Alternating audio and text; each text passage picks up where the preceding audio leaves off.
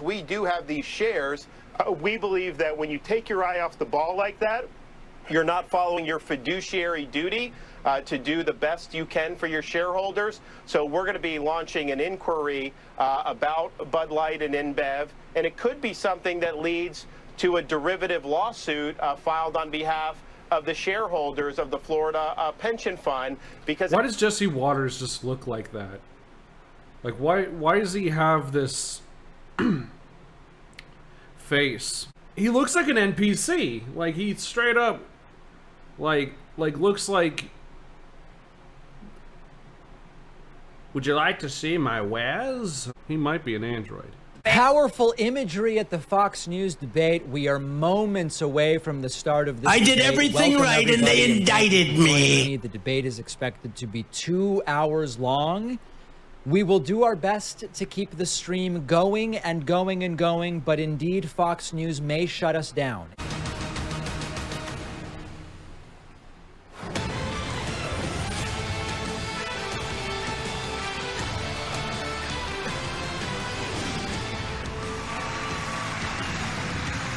Tonight, the race for the White House takes flight. Welcome to the first debate of the 2024 presidential campaign, live at Fiserv Forum in Milwaukee. 8 Republican candidates have qualified and have chosen to be here on our debate stage tonight. They are here to lay out their vision for America, the battle as they battle for the GOP nomination. Good evening, everybody. I'm Martha McCallum. And I'm Brett Baer. This is the very same stage on which the Republican choice for president will accept the party's nomination next summer. The 8 contenders are positioned by the order they sit in the polls, with the highest polling candidates in the middle standing center stage. Florida Governor Ron DeSantis. NPC.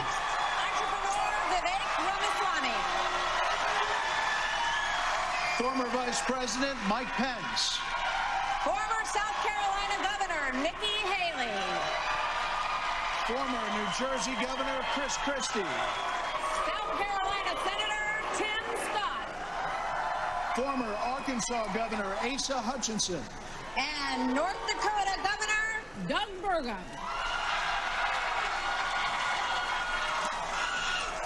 Some ground rules for tonight. We'll ask the questions, and then candidates get 1 minute to answer.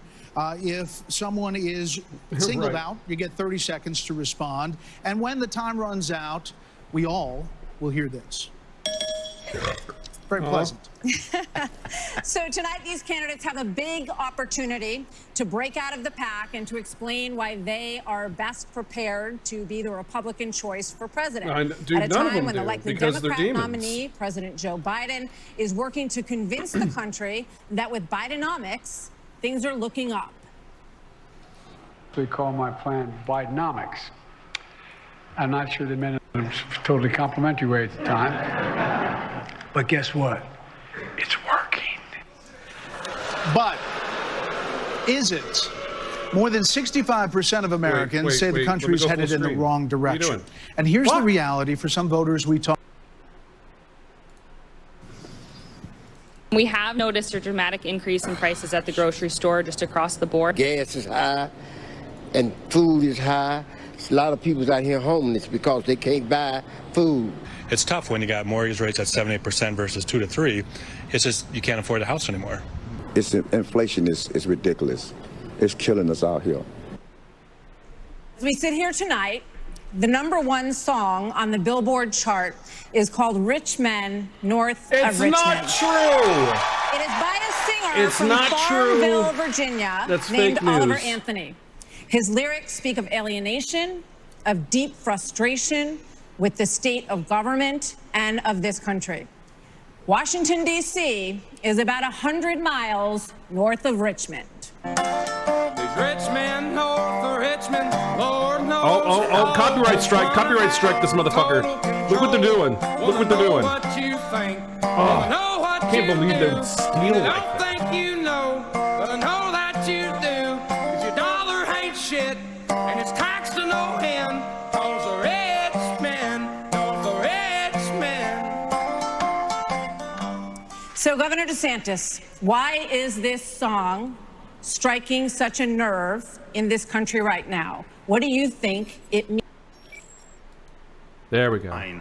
This decline is not inevitable. It's a choice. We need to send Joe Biden back to his basement and reverse American decline. And it starts He doesn't live in a with basement. understanding we must reverse Bidenomics so that middle-class families have a chance to succeed again. We cannot succeed as a country if you are working hard and you can't afford groceries, a car, or a new home, while Hunter Biden can make hundreds of thousands of dollars on lousy paintings. That is wrong. We also cannot succeed when the Congress spends trillions and trillions of dollars. Those rich men north of Richmond have put us in this situation. And finally, we need to lower your gas prices. We're going to open up all energy production. We will be energy dominant again in this country. But not renewable. I showed it could Not be renewable. done in the state Let's of just Florida. like pump all the fucking I pledge oil to you out of the as your ground. president, we will get the job done, and And I where's the will not climate let you down. Okay, Ron. Okay, Ron. Thank you. Suck on my meatballs, Ron. Governor Christie, do you agree with Governor DeSantis just said there? And why would you be better on the economy than him? Well, look, I do agree predominantly with what Governor DeSantis just laid out. I think that if you asked every one of us up here, that we would agree predominantly with what he just laid out. Here's the difference. The difference is that we're going to have to work and make sure that we sell these ideas. And be able to put ourselves in a position where we get a majority of the vote, not only by winning the Congress and the Senate in 24, but also by having someone who's had the experience of doing it. Now, I was elected as a conservative Republican in a blue state with 61% of the vote, with a Democratic legislature against me the entire time. And we still, through hard, strong decision-making, brought them around to our point of view. We cut taxes in New Jersey. We cut debt in New Jersey. We made sure that each and every time we were confronted with bad Democratic ideas, we stood and stopped them. And when they were good, There's literally no such thing as bad Democratic ideas. He kind of looks like he's in the mafia, doesn't he? truth and accountability are the things we need to do to fight waste. And I'd say the last thing is this, Brett. We cannot sit by any longer and allow the kind of spending that's going on in Washington, because every dollar they spend is a dollar that these people are not allowed to spend on their children and their grandchildren. It's robbing our country, and it's wrong. Well, Governor, let me just follow up very quickly. New Jersey, when you were governor, had the second lowest credit rating in the nation after Illinois, and it was downgraded 11 times. Yep. Yeah, and that's what happens when you inherit a blue state that has done that. But when you look at what we did on debt, Brett, in that state, we cut debt in that state. Debt that had been left to us by 3 Democratic gubernatorial predecessors of mine who ran up that debt tremendously. And what you also saw us do was to cut the unemployment rate in half. It was over 10% when I became governor in 2010. What we also did was cut pension payments to public employees to make sure that taxpayers were not being soaked by a public employee union system that was killing the taxpayer. Thank you, Governor. Tim Scott, Senator Scott, excuse me. The song also goes after welfare programs. As a senator, now President Biden argued for freezing federal spending, this was back in the 80s, and dealing with sacred cows. He does not talk about that anymore. You have been a senator, though, for 10 years. So what have you done to rein in the increasing size of government? Well, thank you for the question. Over the last several years, I've had an opportunity to vote against spending package after spending package after spending package. What we also need to understand is that Joe Biden's Bidenomics has led to the loss of $10,000 of spending power for the average family. When you see 16% inflation, your gas is up 40%, your food is up 20%, your electricity is up 20%. We can stop that by turning the spigot off in Washington, sending the money back to the states, and allowing the decisions to be made at their own houses. I helped write the Tax Cuts and Jobs Act in 2017. We cut taxes For a single God, mom like the one that raised me by 70%. He's for so dual households by uncharismatic, isn't he? 60%, returning to the average family $4,000. If you don't send it to Washington, we can't spend it. That's good news for the American people. Okay, but just to follow up, you did, during the Trump administration, you approved $4.4 trillion, $4.1 trillion, $1.7 trillion over the course of that administration. That's a lot of money. There's no doubt that during the Trump administration, when we were dealing with the COVID virus, we spent more money. But here's what happened at the end of our time in the majority. We had low unemployment, record low unemployment, 3.5% for the majority of the population, 70-year low for women. African Americans, Hispanics, and Asians had an all-time low, but our inflation was at 2%. Under Joe Biden, we've seen the exact opposite. We've seen inflation. Well, it's easy for Democrats to accumulate debt when they did not do like Trump, sold U.S. Army forces to South Korea as mercenaries, sold arms to Venezuela and Ukraine, sold our top-of-the-line fighter jets to Saudi Arabia. Yeah. Which is why I don't fucking understand, like, why anyone would compare Trump and Biden as if, oh, they're the same, there is no lesser evil. Suck my dick from the back, bro.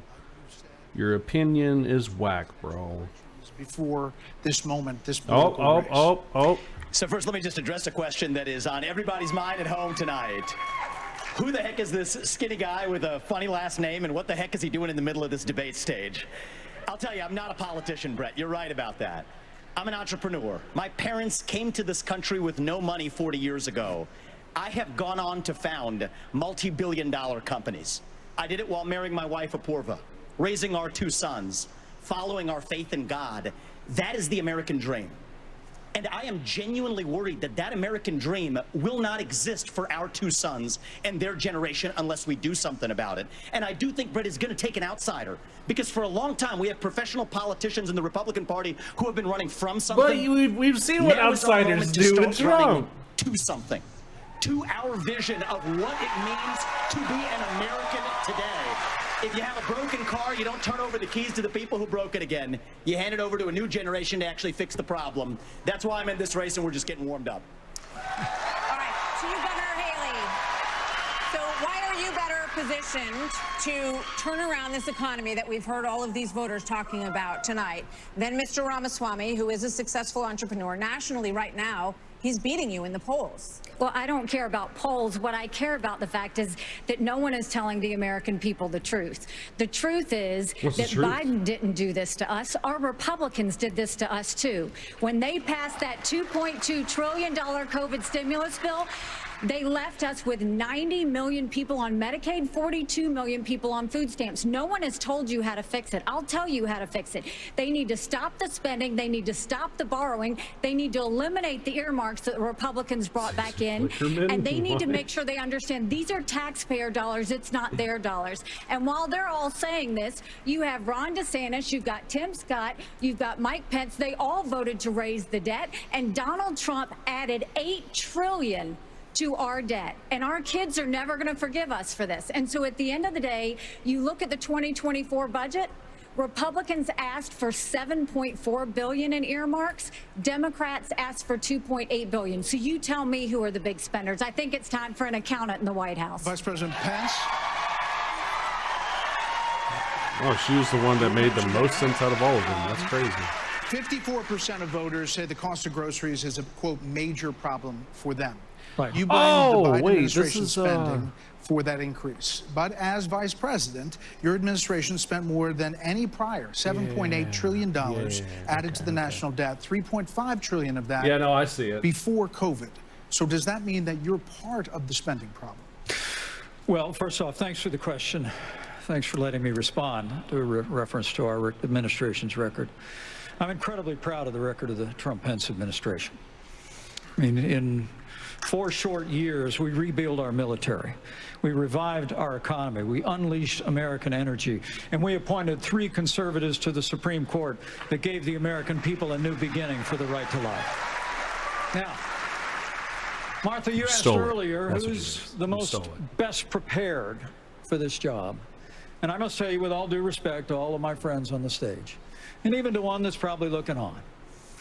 I think unquestionably I am the best prepared, the most tested, the most qualified and proven conservative in this race. I was a leader in the Congress of the United States. I led Indiana where we balanced budgets and had a AAA bond rating when I was governor. And as Vice President of the United States, we spent funding to backfill on the military cuts of the Obama administration, and then we were there in the worst pandemic in 100 years. All that being said, I was the first person in this race to say that we've got to deal with the long-term national debt issues. You got people on this stage that won't even talk about issues like Social Security and Medicare. I mean, Vivek, you recently said a president can't do everything. Well, I got news for you, Vivek. I've been in the hallway. I've been in the West Wing. A president of the United States has to confront every crisis facing America. I will put our nation back on the path to growth and prosperity and restore fiscal responsibility, just as I did in Congress and as governor. Mr. Vice President. And when I was vice president. But, I mean, hold on. You were named earlier. I'm going to give Vivek first. We'll get to both of them. This isn't that complicated, guys. Unlock American energy. Drill, frack, burn coal, embrace nuclear. Put people back to work by no longer paying them more to stay at home. Reform the U.S. Fed, stabilize the U.S. dollar, and go to war. The only war that I will declare as U.S. president will be the war on the federal administrative state that is the source of those toxic regulations acting like a wet blanket on the economy. So I'm not sure I exactly understood Mike Pence's comment, but I'll let you all parse that out. For me, it's pretty simple. That's something a U.S. president can do with focus, and I'll deliver on it. Well, let me explain it to you. Let me explain it to you, Vivek, if I can. I'll go slower this time. I sometimes struggle with the reading comprehension. Look, I was a House conservative leader before it was cool. I actually pushed a Deficit Reduction Act. That was the last time we actually reduced the national debt in the United States, when I was the leader of House conservatives. I balanced budgets and cut taxes when I was governor. I mean, look, Joe Biden has weakened this country at home and abroad. Now is not the time for on-the-job training. We don't need to bring in a rookie. We don't need to bring in people without experience. Damn. Yo. I did everything right and they indicted me. 30 seconds when you have a rebuttal, okay? And you are up, Governor DeSantis. So here's the thing. Why are we in this mess? Part of it, and a major reason, is because how this federal government handled COVID-19 by locking down this economy. It was a mistake. It should have never happened. And in Florida, we led the country out of lockdown. We kept our state free and open. And I can tell you this. Yeah, and then you suppressed all the fucking death rates. Let the deep state bureaucrats lock you down. You don't take somebody like Fauci and coddle him. You bring Fauci in, you sit him down, and you say, Anthony, you are fired. I did everything right. You know what? We're going to bring in... I just want to finish responding to Mike. Try being a Trump clone, bro. Because he invoked me back. Listen, now that everybody's gotten their memorized, pre-prepared slogans out of the way, we can actually have a real discussion now. The reality and the fact of the matter is that one of yours?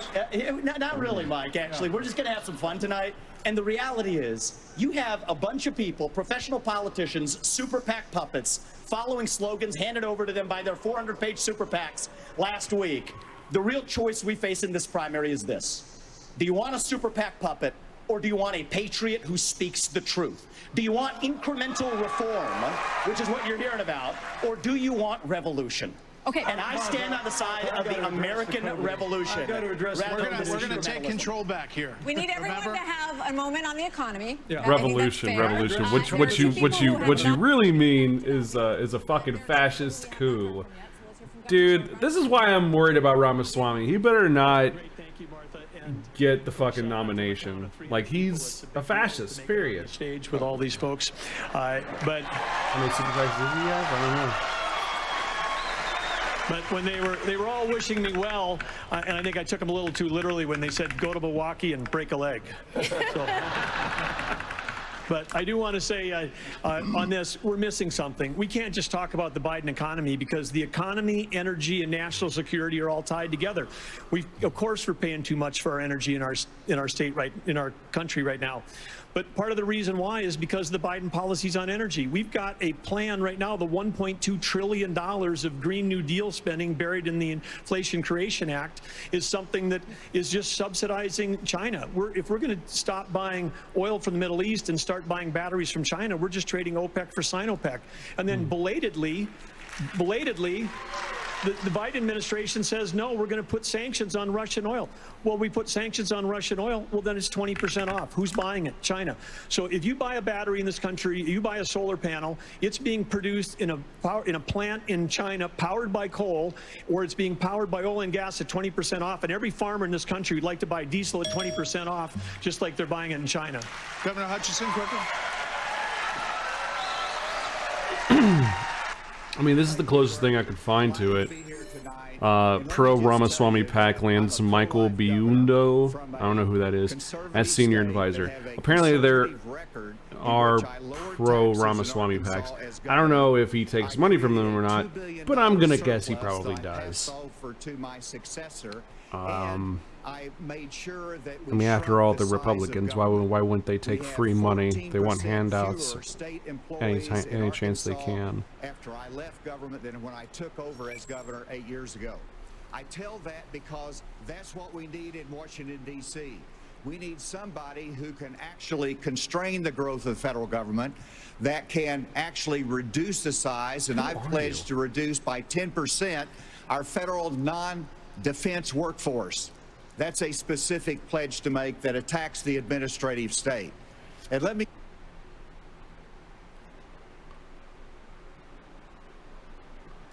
Uh-oh. Uh-oh. Uh-oh.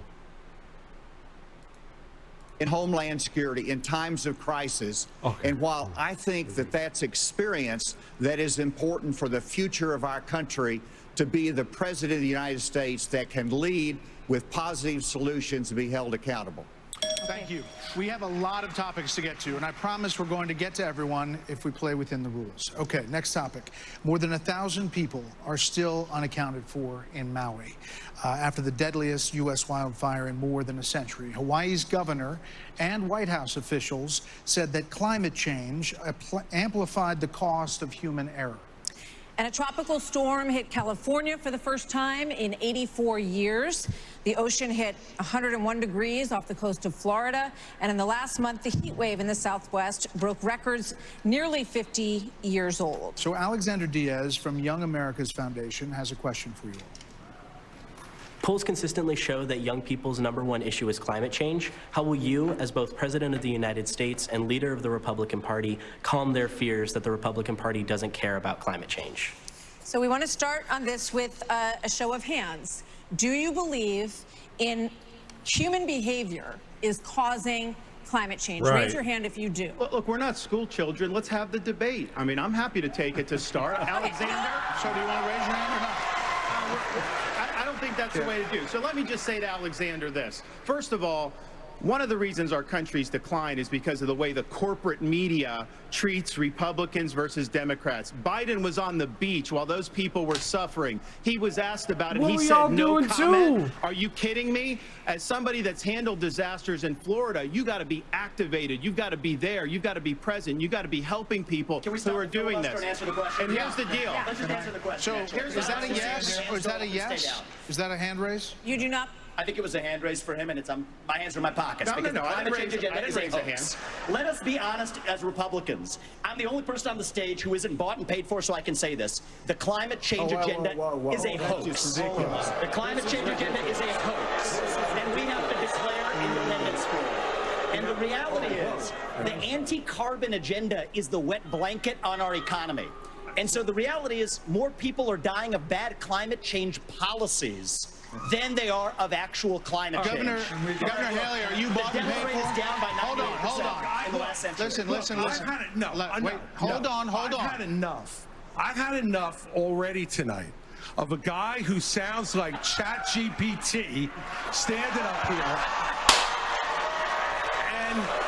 The last person in one of these debates, Brett, who stood in the middle of the stage and said, "What's a skinny guy with an odd last name doing up here?" was Barack Obama, and I'm afraid we're dealing with the same type of amateur standing on stage tonight. Come over and give me a hug. Give me a hug just like you did to Obama. The same type of amateur. And you'll help elect me just like you did to Obama, too. Give me that the bear same hug, type of amateur. Hold on. Governor Haley, would you like to respond? Are you bought and paid what for? I would like to say is the fact that I think this is exactly why Margaret Thatcher said, if you want something said, ask a man. If you want something done, ask a woman. Margaret, wait. First of all, we do care about clean air, clean water. We want to see that taken care of, but there's a right way to do it. And the right way to do it is, first of all, yes, is climate change The right way to real? do Yes, it is to get rid of capitalism. the environment, then we need to start telling China and India that they have to lower their emissions. That's where our problem is. And these green subsidies that Biden has put in, all he's done is help elements China, like because he Ramaswamy, doesn't of course, is a climate denier. He literally has said that climate change is a good thing. He said it's a good thing. He's fucking insane. putting money in China's pocket, and Biden did that. So, first of all, I think we need to acknowledge the truth, which is these subsidies are not working. We also need to take on the international world and say, okay, India and China, you've got to stop polluting, and that's when we'll start to deal with Senator Scott, are you bought and paid for? Absolutely. Are you bought and paid for? I'm sorry? Are you bought and paid Absolutely not. I mean, here's what the American people deserve is a debate about the issues that affect their lives. Going back and forth being childish is not helpful to the American people to decide on the next leader of our country. Number one, wait a second. And number two, as a kid who grew up in a single-parent household mired in poverty, I wondered, was the American dream real for kids who were devastated by poverty, devastated by the challenges of life? I came to the conclusion that America can do for anyone what she's done for me if we focus on restoring hope, creating opportunities, and protecting America. If we want the environment to be better, and we all do, the best thing to do is to bring our jobs home from China. If we create 10 million new jobs in my Made in America plan, we will have a better economy and a better environment. Let me tell you why I say that, Brett. America, do it quickly. America has cut. I'm a Southern boy, I talk slow. So America, that was quick. America has cut our carbon footprint in half in the last 25 years. The places where they are continuing to increase, Africa, 950 million people. India, over 1 billion. China, over 1 billion. Why would we put ourselves at a disadvantage, devastating our own economy? Let's bring our jobs home. We have a lot of different topics to get to. Yeah, we do. We thank you all. Thank you, Senator We do, Scott. we do. So coming up next, Who the here candidates will wants to weigh say in Heil on what first? could be a defining issue in the 2024 campaign. The first Republican debate continues moments away. Okay, so these people are goddamn insane. Wow, this is okay. This is fun. It's entertaining. A white woman jump scare. Yeah, no. These people are out of their gourd. Wow.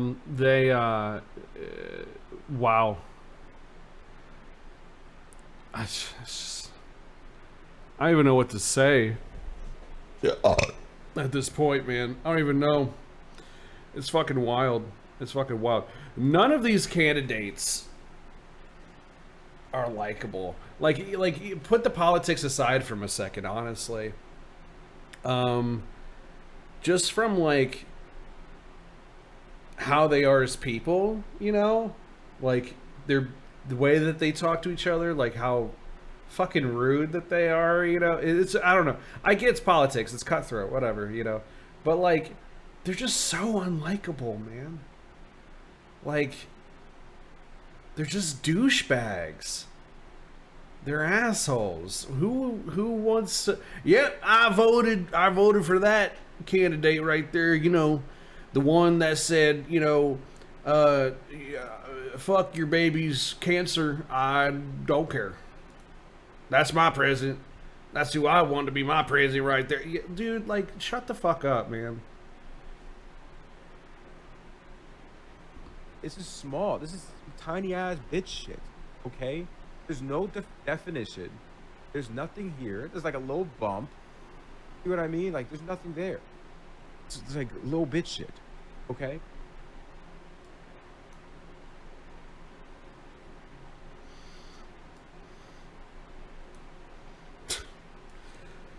I tweeted out, you know, wait until they ask Vivek for his fucking birth certificate. Jesus Christ, man.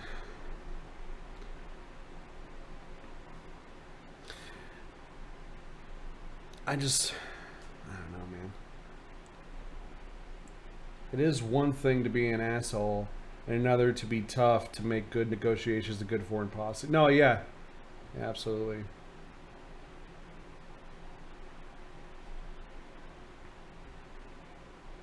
None of them do. Yeah. None of them do. We have a lot of beta cucks, you know, a lot of bottoms, a lot of submissives who think that, you know, they're breedable up there on that stage. There's also people who, like, literally, if they met baby Jesus in the manger right after coming out of the Virgin Mary, they'd be like, I want to fuck that. Like, we have some evil people on that stage.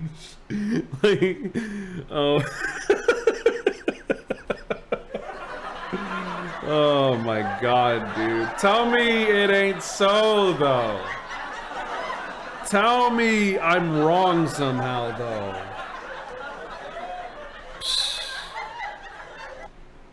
These people want Jesus' adrenochrome. Oh my God, dude. This is fucking wild. Enough of these commercials, bro. I want more blood sports! I want more blood sports. I did everything right and they indicted me. Oh my God.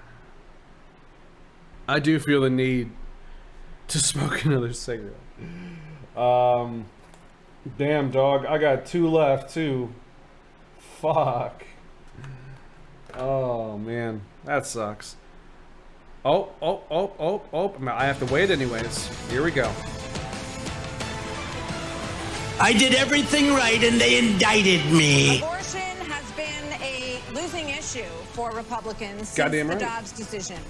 In 6 state referendums, all have upheld abortion rights in this country. And even in red states, there are more swing state referendums that are coming up as we head into the elections as well. Hold up, I'll read that in a second. So, Governor Haley, what do you say to your party and to your state, which today confirmed a 6-week abortion law as well, especially the impact on women suburban voters across this country? Thank you, Martha. I am unapologetically pro-life, not because the Republican Party tells me to be, but because my husband was adopted and I had trouble having both of my children, so I'm surrounded by blessings. Having said that, we need to stop demonizing this issue. This is talking about the fact that unelected justices didn't need to decide something this personal, because it's personal for every woman and man. Now it's been put in the hands of the people. That's great. When it comes to a federal ban, let's be honest with the American people and say it will take 60 Senate votes. It will take a majority of the House. So in order to do that, let's find consensus. Can't we all agree that we should ban late-term abortions? Can't we all agree that we should encourage adoptions? Can't we all agree that doctors and nurses who don't believe in abortion shouldn't have to perform them? Can't we all agree that contraception should be available? And can't we all agree that we are not going to put a woman in jail or give her the death penalty if she gets an abortion? Let's treat this like a respectful issue that it is and humanize the situation and stop demonizing the situation. You're not going to win. You're done. You're done. Governor DeSantis, Dunions. you signed a 6-week abortion ban in Florida. One of your biggest financial backers said that you need to, quote, shift to get moderates or you will lose. What do you say to him and others who say politically that is a tough thing to sell nationally? Well, I would say we sold the biggest election landslide victory in the history of the Republican Party in the state of Florida in 2022. That's what I did. We can win. But second of all, look, you got to do what you think is right. I believe in a culture of life. I was proud to sign the heartbeat bill. I remember one of the most impactful moments of my life was when I heard the heartbeat of my oldest daughter in my wife's womb, and then saw the sonograms of all 3 of my kids. What the Democrats are trying to do on this issue is wrong, to allow abortion all the way up to the moment of birth. I know a lady in Florida named Penny. She survived multiple abortion attempts. Literally, no one does that. Discarded in a pan. Sources? Fortunately, her grandmother saved her and brought her to a different hospital. We're better than what the Democrats are selling. We are not going to allow abortion all the way up till birth, and we will hold them accountable for their extremism. But just to be clear, Governor, would you sign a 6-week ban federally? You guys are so fucking stupid or dishonest. I'm going to stand on the side of life. Look, I understand Wisconsin is going to do it different than Texas. I understand Iowa and New Hampshire are going to do different. But I will support the cause of life as governor and as president. Vice President Pence, you're shaking your head. We must have a national... Hold on, Senator. Vice President Pence, you're shaking your head. Well, look, I'm not new to this cause.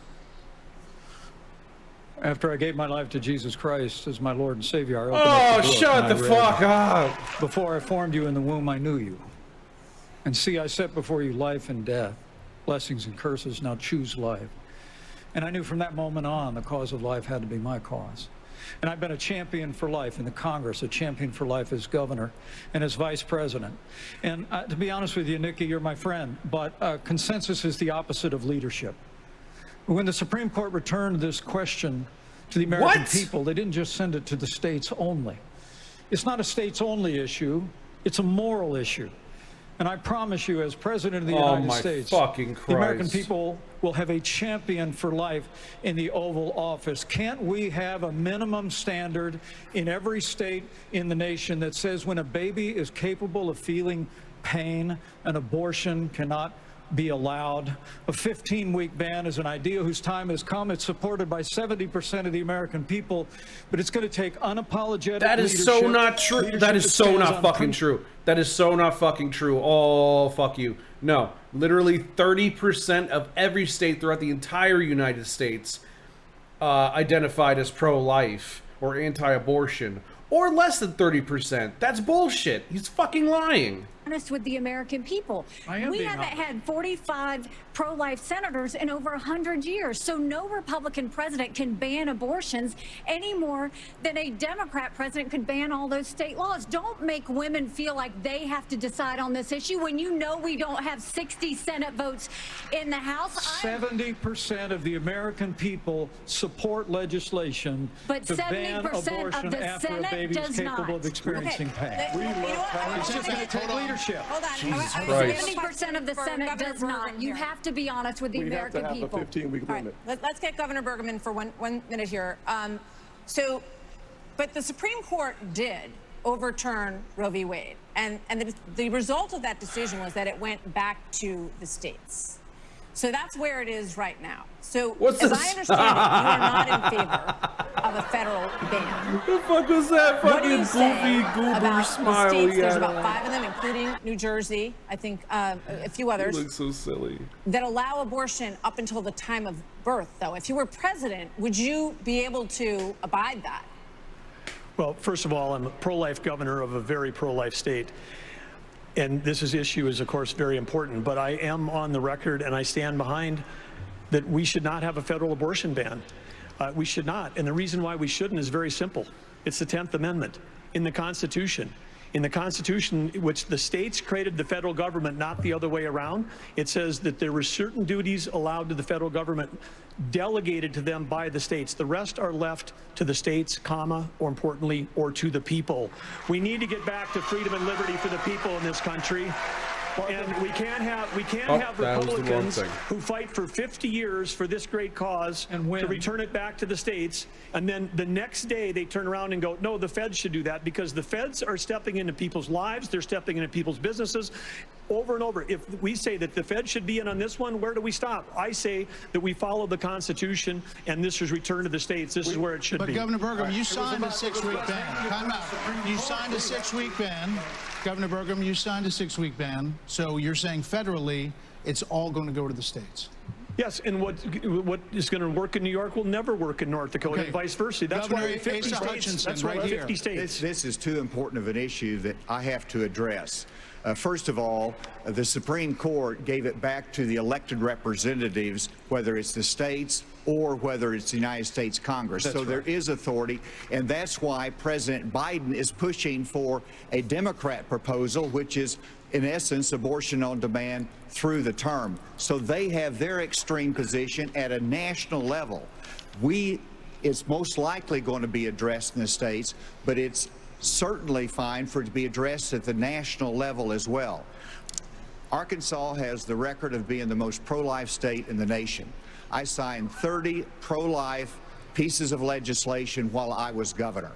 And every state can determine a different outcome here. And it is the most important issue for women and for the unborn child and for our country that we get this right. It's going to be a continued debate.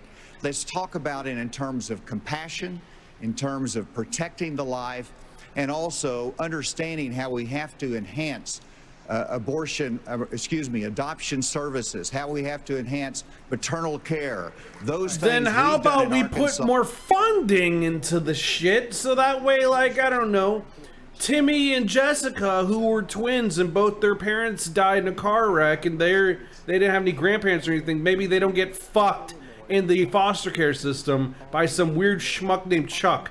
How about that? How about we do that? Moral, it is unethical, it is wrong.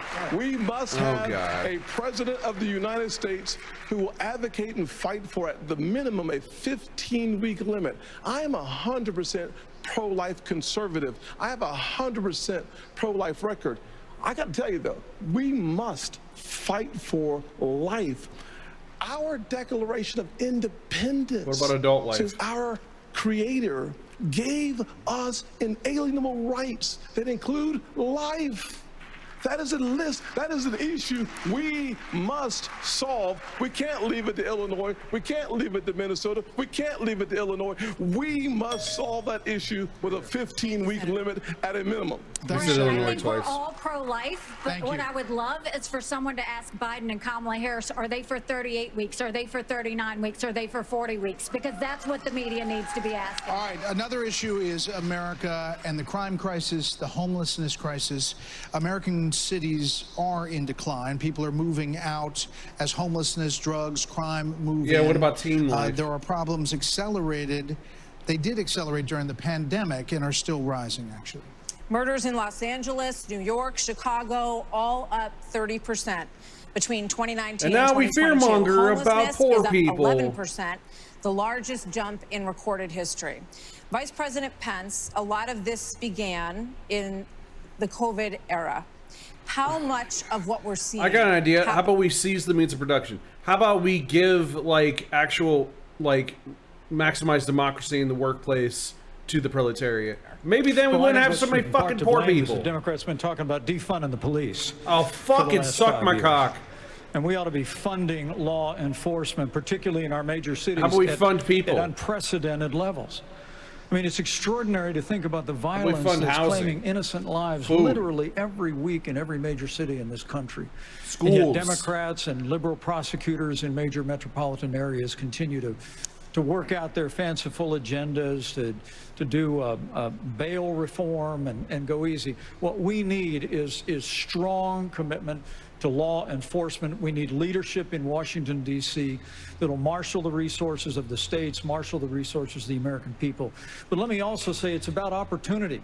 I mean, a lot of people don't know that those Trump-Pence tax cuts that we got signed into law go away at the end of 2025 if we don't have a Republican president. Yeah, but they're permanent a Republican House and a Republican Senate.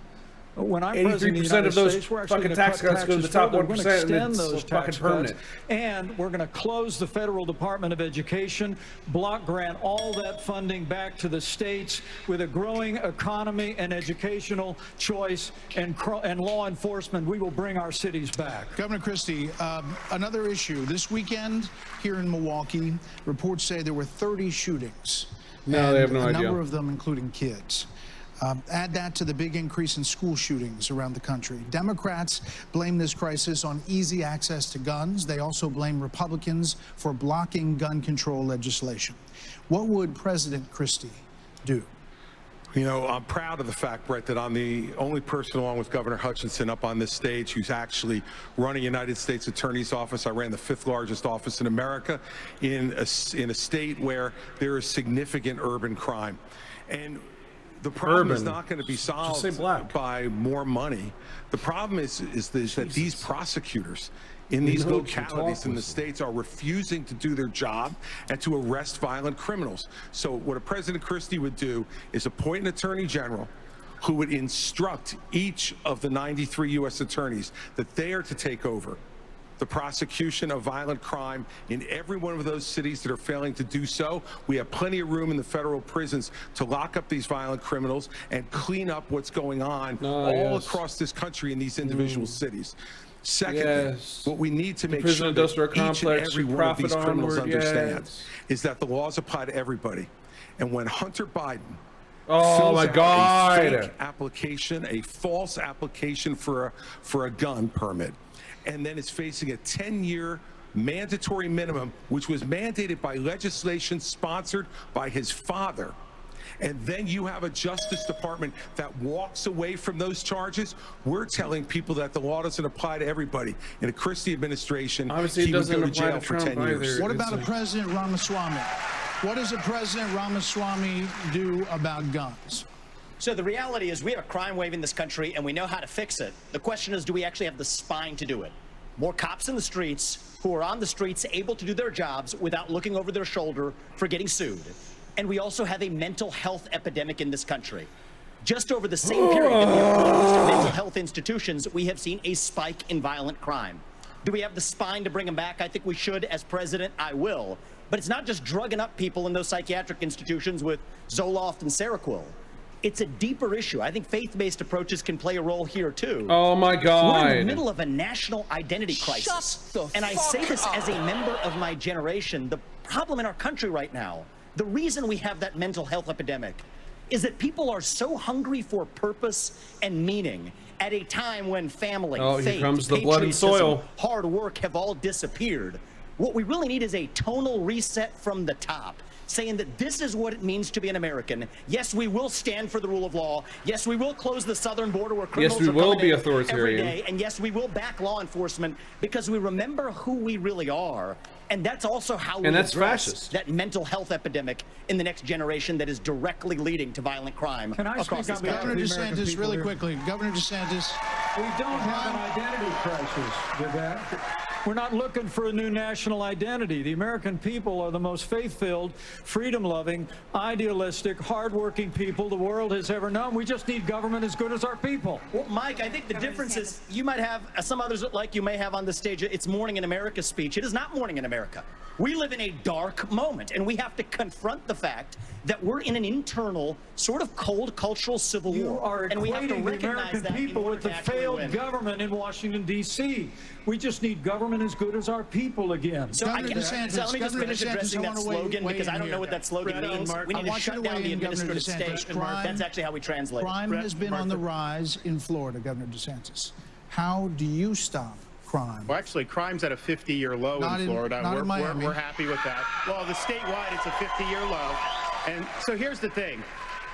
These hollowed out cities, this is a symptom of America's decline. And one of the biggest reasons is because you have George Soros funding these radical left-wing district attorneys. They get into office and they say they're not going to prosecute crimes they disagree with. The inmates start running the asylum. There's one guy in this entire country that's ever done anything about that.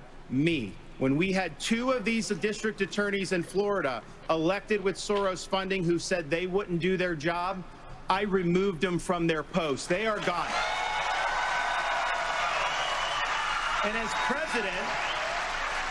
president, we are going to go after all of these people because they are hurting the quality of life and they are victimizing innocent people in every corner of this country, and it will stop when I get into office. Okay, one more here before the break, Governor Bergen. Well, Brett and Martha, I just thought it was interesting. You asked your question about the problems we're having in big cities. Nobody ever asked the question of what about the crime wave in small towns? Because in a small town, neighbors help neighbors. People understand each other. If a farmer gets sick, everybody comes together and helps them get the crop off. There's accountability, there's transparency. One thing that I think this country could use is somebody in the White House that understands small town values, because that's our road back to get this country on track again. Governor Hutchinson? As former head of the DEA, I understand the drug crisis in America. And right now, whenever you look at the challenges in our inner city, there's three simple words that would be helpful. One, enforce the law when it comes to crime. Secondly, let's deal with the challenge of fentanyl. And it's both about stopping the fentanyl coming from Mexico, but it's also about education of our young people. It doesn't work. None of that works.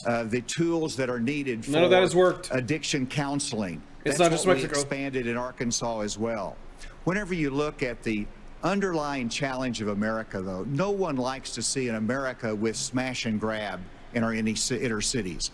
As President of the United States, that will stop. It starts at the top with the respect for our justice system that a former president who's under indictment has undermined by attacking judges, by attacking prosecutors, by attacking the system and saying he's aggrieved. And so we have to have respect for our justice system and the rule of law, and it starts at the top with the President of the United States. Brett, thank you. Hold on. Take a break. So, speaking of that, right now you are looking live at Fulton County Jail, where former President Donald Trump... I did everything right and they indicted so me. Candidates will have an opportunity to talk about the coming trials of Donald Trump. Okay, here's what's gonna happen. I'm gonna go smoke a cigarette as quickly as possible. A few moments later. My doctor told me Rybelsus lowered A1C better than a leading branded pill. And that people taking Rybelsus lost more weight. I got to my A1C goal and lost some weight too. Yeah. Yeah, it's definitely a weird crowd of Republicans, that's for sure.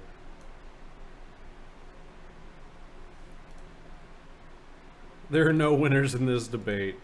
Fucking true. Oh. Alright, we're back. Well, we have a lot to get to in this second hour of this GOP primary debate. Policy discussions the Americans want to hear you all on. China, Ukraine, immigration, education. But we are going to take a brief moment and talk about the elephant not in the room. Former President Trump has been indicted in 4 different states. I did everything right. He will be processed tomorrow in Georgia at the Fulton County Jail for charges relating to the 2020 election loss. You all signed a pledge to support the eventual Republican nominee. If former President Trump is convicted in a court of law, would you still support him as your party's choice? Please raise your hand if you would.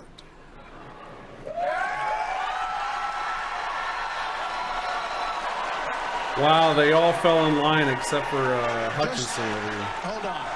So just to be clear, Governor Christie, you were kind of late to the game there, but you raised your hand? No, I'm doing this. Look, I'm doing this. And not I know this. you didn't. Whoa. No. What's the Look, here's the bottom line. Someone's got to stop normalizing this conduct. Okay. Ooh. Now, You're not gonna win. Whether or not you believe that the criminal charges are right or wrong, the conduct is beneath the office of President of the United States.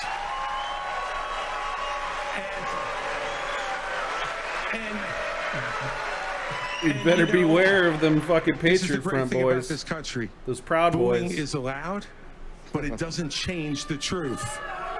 It doesn't change the truth. Mr. Ramaswamy, you raised your hand supporting. No, I'd like to get in and respond. Let's just speak the truth, okay? President Trump, I believe, was the best president of the 21st century. It's a fact. Oh my God. Suck him harder, bro. Honest to God, your claim that Donald Trump is motivated by vengeance and grievance would be a lot more credible if your entire campaign were not based on vengeance and grievance against one man. And if people at home want to see a bunch of people blindly bashing Donald Trump without an iota of vision for this country, they could just change the channel to MSNBC right now. But I'm not running for president of MSNBC. I am running for president of the United States. We're skating on thin ice, and we cannot set a precedent where the party in power uses police force to indict its political opponents. It is wrong. Dude, don't commit crimes then. In this country. 30 seconds, Governor DeSantis. Oh my God. I'm sorry, 30 seconds, Governor You Christie. make me laugh because Goes you both ways, brother. sit here in an answer.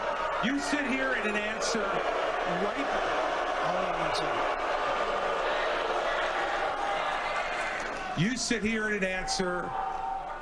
Go ahead, Governor Christie. Hold on, Governor Christie. Hold on. Dude, he's not gonna fucking. Dude, he won't survive. So listen, He won't the more survive a time final you debate. spend doing this, the less time they can talk about issues you want to talk about. So let's just get through this section. Governor Christie. You sit here talking about how you want to stand up for the rule of law. Yes. And law and order.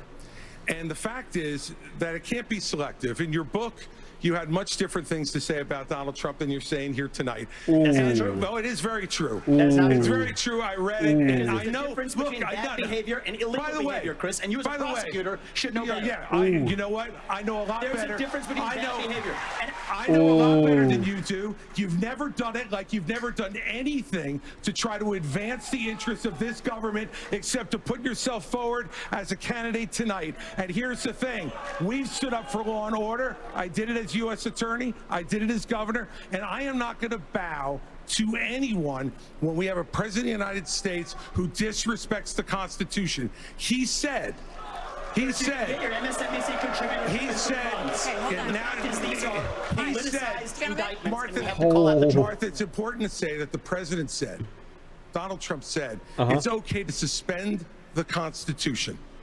Now, the most You did say that. is to preserve, protect, and defend, not suspend. I will always stand up for our Constitution, regardless of the political pressure. We have another question for you. We're going to get everyone in on this issue, but I have another question. Hold on, you will. All right, so President Trump's former vice president is on this stage tonight. He has faced hecklers on the campaign trail over his actions on January the 6th. On that day, the vice president moved forward with the certification of the election.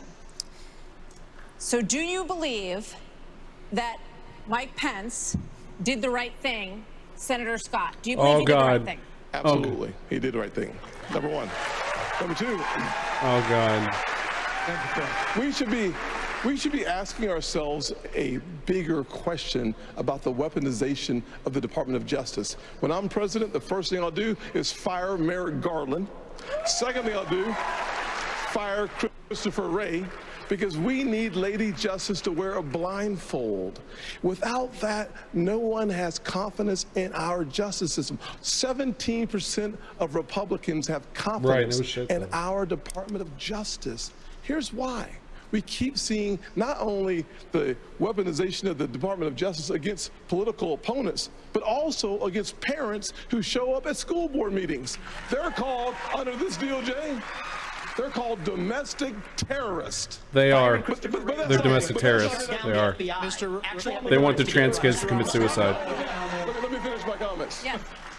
Not only that, in addition to that, we see the SWAT team show up at pro-life activist homes with guns drawn because this DOJ uses their power, uses their authority, not just against political opponents, but against conservatives and conservative causes. It is well, then don't be time conservative. for a change in America, and I will bring that change to the greatest nation on God's green earth. We have an important But Governor DeSantis, do you believe that Mike Pence did the right thing on January 6th? So here's what we need to do. We need to end the weaponization of these federal agents. Right, but I will do that. That's not the question. Here, I know, but here's That's not the question. This election is not about I did everything January right. 6th of 2021. It's about January 20th of 2025 when the next president is going to take office. I know what the Democrats That's such a like good to do. deflection, They wanna bro. talk about I ain't all even gonna these other lie. issues, but we've got to focus on your future. We've got to focus on reversing the decline of our country. I learned in the military, I was assigned Oh my God, he's filibustering. that you focus on the mission above all else. You can't get distracted. So Oh my Republicans, we've got to look forward and we've got to make sure that we're bringing the message that can win in November 2024. Dude, he did not answer that whatsoever. What do you think, Vice President? Is to support and defend the Constitution of the United States. I think the American people deserve to know whether everyone on this stage agrees that I kept my oath to the Constitution that day.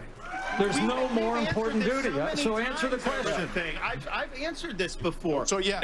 No, you didn't. Mike did his duty. I got no beef with him. But here's the thing: is this what Yeah, we're going you- to be focusing no, you on? do. You got Going meatball forward? for The him. rehashing of this, I'll tell you, Governor the DeSantis, Democrats You would got love that. meatballs for him. Win if we let him Meatball run! Meatball run! He got beef because he's got meatballs! hold him accountable. Let me just say, Governor DeSantis, we spent an hour talking about policy. Former President Trump is beating you by 30, 40 points in many polls. Get wrecked. So it is a factor in the GOP primary. Governor Hutchinson, you did not raise your hand. I did not raise my hand because there's an important issue we as a party have to face. Oh? And over a year ago, I said that Donald Trump was morally disqualified from being president again as a result of what happened on January 6th. More people are understanding the importance of that, including conservative Rare Republican legal W. scholars who says he may be disqualified under the 14th Amendment from being president again as a result of the insurrection. This is something that could disqualify him under our rules and under the Constitution. And so, obviously, I'm not going to support somebody who's been convicted of a serious felony or who is disqualified under our Constitution, and that's consistent with RNC rules. And I hope everybody would agree with The that. least insane conservative on the fucking... Wow! Martha, can I answer the question? Can I get in on Okay, I'd like to answer. I've already been in on it, Vice President Pence. All right, I'd like to answer the question you asked and not give a pre-canned speech. Ooh. Mike Pence stood for the Constitution, and he deserves not grudging credit. He deserves our thanks as Americans for putting his oath of office and the Constitution of the United States before personal, political, and unfair pressure. And the argument that we need to have in this party before we can move on to the issues that Ron talked about is we have to dispense with the person who said that we need to suspend the Constitution to put forward his political career. Mike Pence said no, and he deserves credit for it. Okay. Governor Haley, we haven't heard from you. Jeez. You agree that Dude, this shit is fucking did wild. the right thing that day or not? I do think that Vice President Pence did the right thing, and I do think that we need to give him credit for that. But what I will also tell you is, look, I mean, when it comes to whether President Trump should serve or not, I trust the American people. Let them vote. Let them decide. But what they will tell you is that it is time for a new generational conservative leader. We have to look at the fact that 3/4 of Americans don't want a rematch between Trump and Biden. And we have to face the fact that Trump is the most disliked politician in America. We can't win a general election that way. Governor Williams? Oh shit, that dictator, right? Governor Burgum, opportunity. Happy to answer the question. Mike Pence did the right thing on January 6th. But I would say you started off the top of this hour saying we're going to talk about China, Ukraine, education. We are. China is the #1 threat to our country. And every minute that these 8 candidates spend talking about the past instead about the future is time that is just you know who loves it? Biden loves it, but China loves it when we're talking about the past. Okay, as promised, we were going to spend a few questions on it, let people say what they wanted to say. And now, indeed, we are moving on to the subject. The U.S. has committed nearly nearly 77. Can I speak on this issue? I was You kind of did involved. you answered on You, this. you did say answer. something. Yeah. We thought you were done, but you No, I please. wasn't done. Well, Mike, why don't you say this? Join me in making a commitment that on day one you would pardon Donald Trump. I'm the only candidate on the stage who had the courage to actually say it. That is how we move our nation forward. These people are so unhinged. Will be convicted of these crimes. You should be able to make a commitment. The same justice system that was this Here's corrupt. the difference between you and me. Yeah, I'm not a professional politician. That's the difference. Who can answer a question? I've actually given pardons when I was governor of the state of Indiana. It usually follows a finding of guilt and contrition by the individual that's been convicted. So, look, if I'm president of the United States, we'll give fair consideration to any pardon request. But if I may, you know, it's not about looking back at January 2021. It's about January 20th, 2017. I put my left hand on Ronald Reagan's Bible. I raised my right hand. Oh my God. To support and defend the Constitution of the United States. And it ended with a prayer, so help me God. It was a promise that I made to the American people, but I also made it to my Heavenly Father. Every day for 4 years, I sought to keep that oath. And everyone on this stage needs to make it clear whether or not they'll do the same if they earn this job and the confidence of the American people. Now, look, I've made it clear. I had hoped that the issues surrounding the 2020 election and the controversies around January 6th had not come to this, had not come to criminal proceedings. I would rather they had been resolved by the American people and the American people alone. But no one's above the law, and President Trump is entitled to the presumption of innocence that every American is entitled to, and we will make sure and extend that to him. But the American people deserve to know that the president asked me in his request that I reject that bell rang. Shut the fuck up. Power that no vice president in American history had ever The bell rang. exercised or taken. He asked me to put him over the Constitution. And I chose the Constitution, and I always will. I had no right to overturn the election, and Kamala Harris will have no right to overturn the election when we beat them in 2024. Thank you, Vice President Pence. Jesus Christ, shut the fuck up. Now we are moving on to other issues. The U.S. has committed nearly $77 billion in aid to the Ukraine war.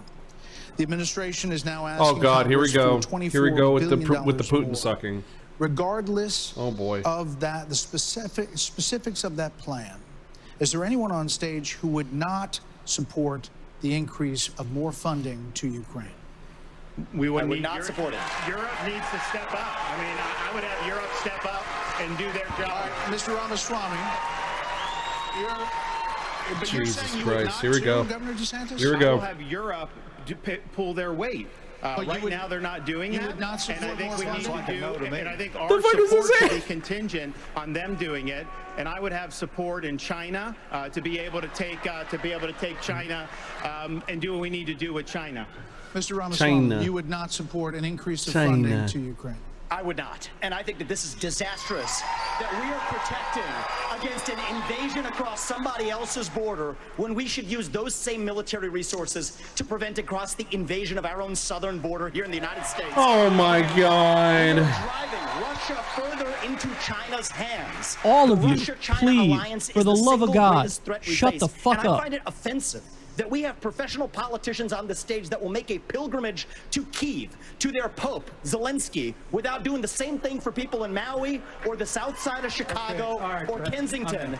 I think that we have to put the interests of Americans first. Secure our own border instead of somebody else's. And the reality is, this is also how we project strength by making America strong at home. All right, we heard the names. Governor Christie first. All right, look. I did go to Ukraine, and I went to Ukraine because I wanted to see for myself what Vladimir Putin's army was doing to the free Ukrainian people. And let me tell you, I want you all to look around this arena tonight and imagine that every one of these seats was filled. And if every one of them was filled, there would still be 2,500 more children outside to make over 20,000 who have been abducted, stolen, ripped from their mothers and fathers, and brought back to Russia to be programmed to fight their own families. They have gouged out people's eyes, cut off their ears, and shot people in the back of the head, men, and then gone into those homes and raped the daughters and the wives who were left as widows and orphans. This is the Vladimir Putin.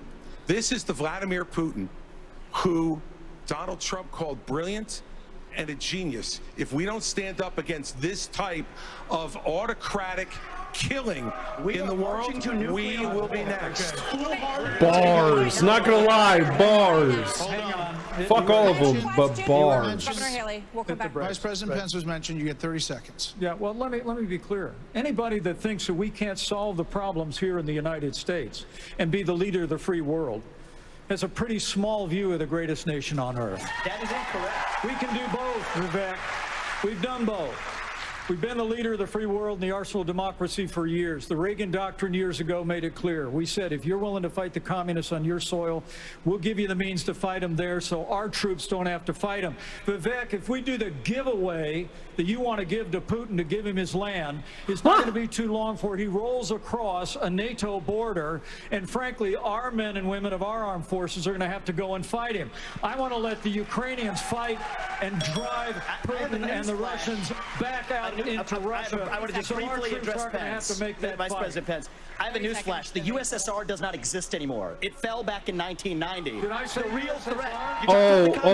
And the real communists that we have to address right now have any idea what Vladimir Putin's aims are? You already spoke. Now I actually have something to say. Vladimir Putin has been saying he wants to reestablish the old Soviet sphere You've made of your point, influence. Vice President. Now, if you think I'm sorry if I insulted him by calling him a communist. He is a dictator and a murderer. He's not a communist. He's a fascist. You dumb fuck. Against authoritarianism. Mr. Ramaswamy, 30 seconds. Respond. The real threat we face today is communist China.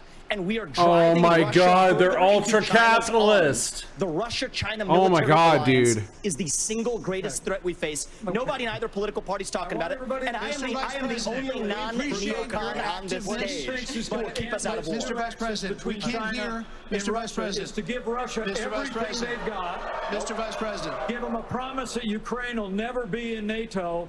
And then somehow China will not think about taking Taiwan. We achieve peace through strength. Mr. Vice America needs to stand for freedom. Okay. That's pro-war machine. When we hear this bell, that means your time's done. So, Mr. Vice President, we appreciate your aggressiveness here. 30 seconds is 30 seconds. Mr. Ramaswamy, you were mentioned. You get 30 seconds. So the reality is that today, Ukraine is not a priority for the United States of America. And I think that the same people who took us into the Iraq War, the same people who took us into the Vietnam War, you cannot start another no-win war. And I do not want to get to the point where we're sending our military resources abroad when we could be better using them here at home to protect our own borders, protect the homeland. All right. That will be my top priority. Blood and soil! Protect this Then the 30 homeland. seconds in the revive. So I do want to get to some other That was people blood and soil because right there, bro. Yo, that was overtly everybody's time fascist here. So, rhetoric. Governor Haley, Protect the homeland. Did not raise your hand, meaning that you would support more funding for the Ukraine war. You have said of Governor DeSantis that you didn't appreciate it when he initially called it a territorial dispute. Why? First of all, the American president needs to have moral clarity. They need to know the difference between right and wrong. They need to know the difference between good and evil. Right. When you look at the situation with Russia and Ukraine, here you have a pro-American country that was invaded by a thug. So when you want to talk about what has been given to Ukraine, less than 3.5% of our defense budget has been given to Ukraine. If you look at the percentages per GDP, 11 of the European countries have given more than the U.S. But what's really important is go back to when China and Russia held hands, shook hands before the Olympics, and named themselves unlimited partners. A win for Russia is a win for China. We have to know that. Ukraine is the first line of defense for us. And the problem that Vivek doesn't understand is he wants to hand Ukraine to Russia. He wants to let China eat Taiwan. He wants to go and stop funding Israel. You don't do that to friends. What you do instead is you have the backs of your friends. Ukraine is the front line of defense. Putin has said, once Russia takes Ukraine, Poland and the Baltics are next. That's a world war. We're trying to prevent war. Look at what Putin did today. He killed Prigozhin. When I was at the UN, the Russian ambassador suddenly died. This guy is a murderer, and you are choosing a murderer over a pro-American country. First of all, Did you come? 30 seconds, Mr. DeSantis. You know, Governor Nikki, I DeSantis, wish you well in your future career on the boards of Lockheed and Raytheon. You know, I'm not on but the the fact boards of the of matter, Raytheon, and you know, you Boeing have came put off of it, down but you've been pushing this everybody on lie. the stage, You've been pushing but this you know lie what? all week, You want Nikki. to go and defund Israel? You want to Okay, give let me Taiwan address to that. China? I'm glad you brought that up. Go and give I'm going to Ukraine address Russia? each of those right now. This is the false lies of a professional politician. There you have Under it. your watch, So you the will reality make America less safe. You have no foreign policy experience, and it shows. And you know what? It shows. Ooh. I did everything right. I have to address that. So our relationship with Israel will never be stronger than by the end of my first term. But it's not a client relationship. It is a friendship. And you know what friends do? Friends help each other stand on their own 2 feet. So I will lead Abraham Accords 2.0. I will partner with Israel to make sure Iran never is nuclear armed. But you know what I love about Israel? And I've been there probably in the last 10 years more than most people on this stage. You know what I love about them? I love their border policies. I love their tough on crime policies. I love that they have a national identity and an Iron Dome to protect their homeland. And so, yes, I want to learn from the friends that we're supporting. And what puzzles me is, I want to learn from those and apply those to protect our homeland, Nikki. Israel That is the needs answer. America. America needs Israel. All of you, please, for the love of God, shut the fuck up. Territorial dispute. Not only. No, it's not a territorial dispute President either. of the United States, your first obligation is to defend our country and its people.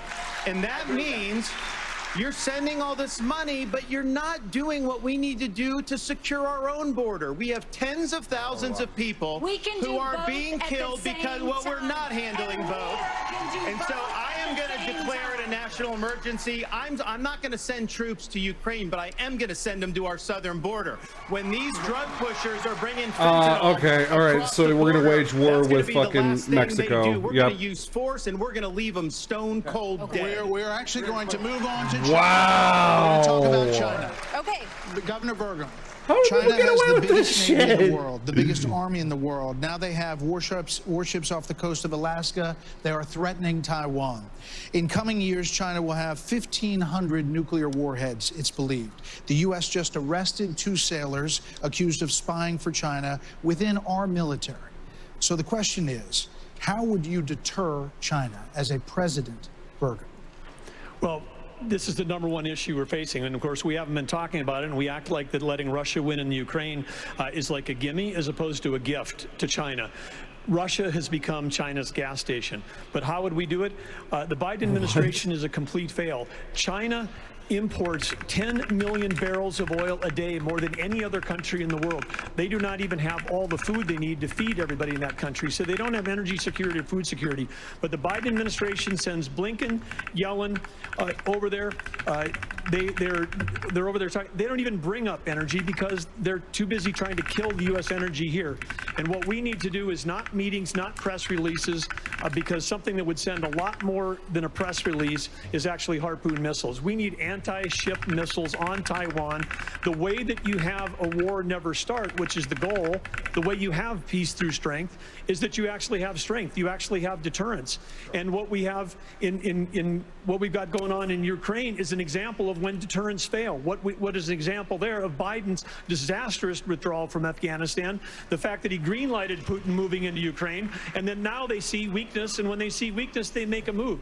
And we have to be strong, and we have to be strong both in in Ukraine and we can solve the southern border, absolutely we can do that. Because guess what? There's only 19,855 authorized people for the Border Patrol, but they're not all staff because the Biden administration doesn't enforce law enforcement. But Biden administration wanted to put 87,000 people in the IRS as opposed to giving the money and the support we need to our own Border Patrol. Okay. This shit's wild, bro. That same question.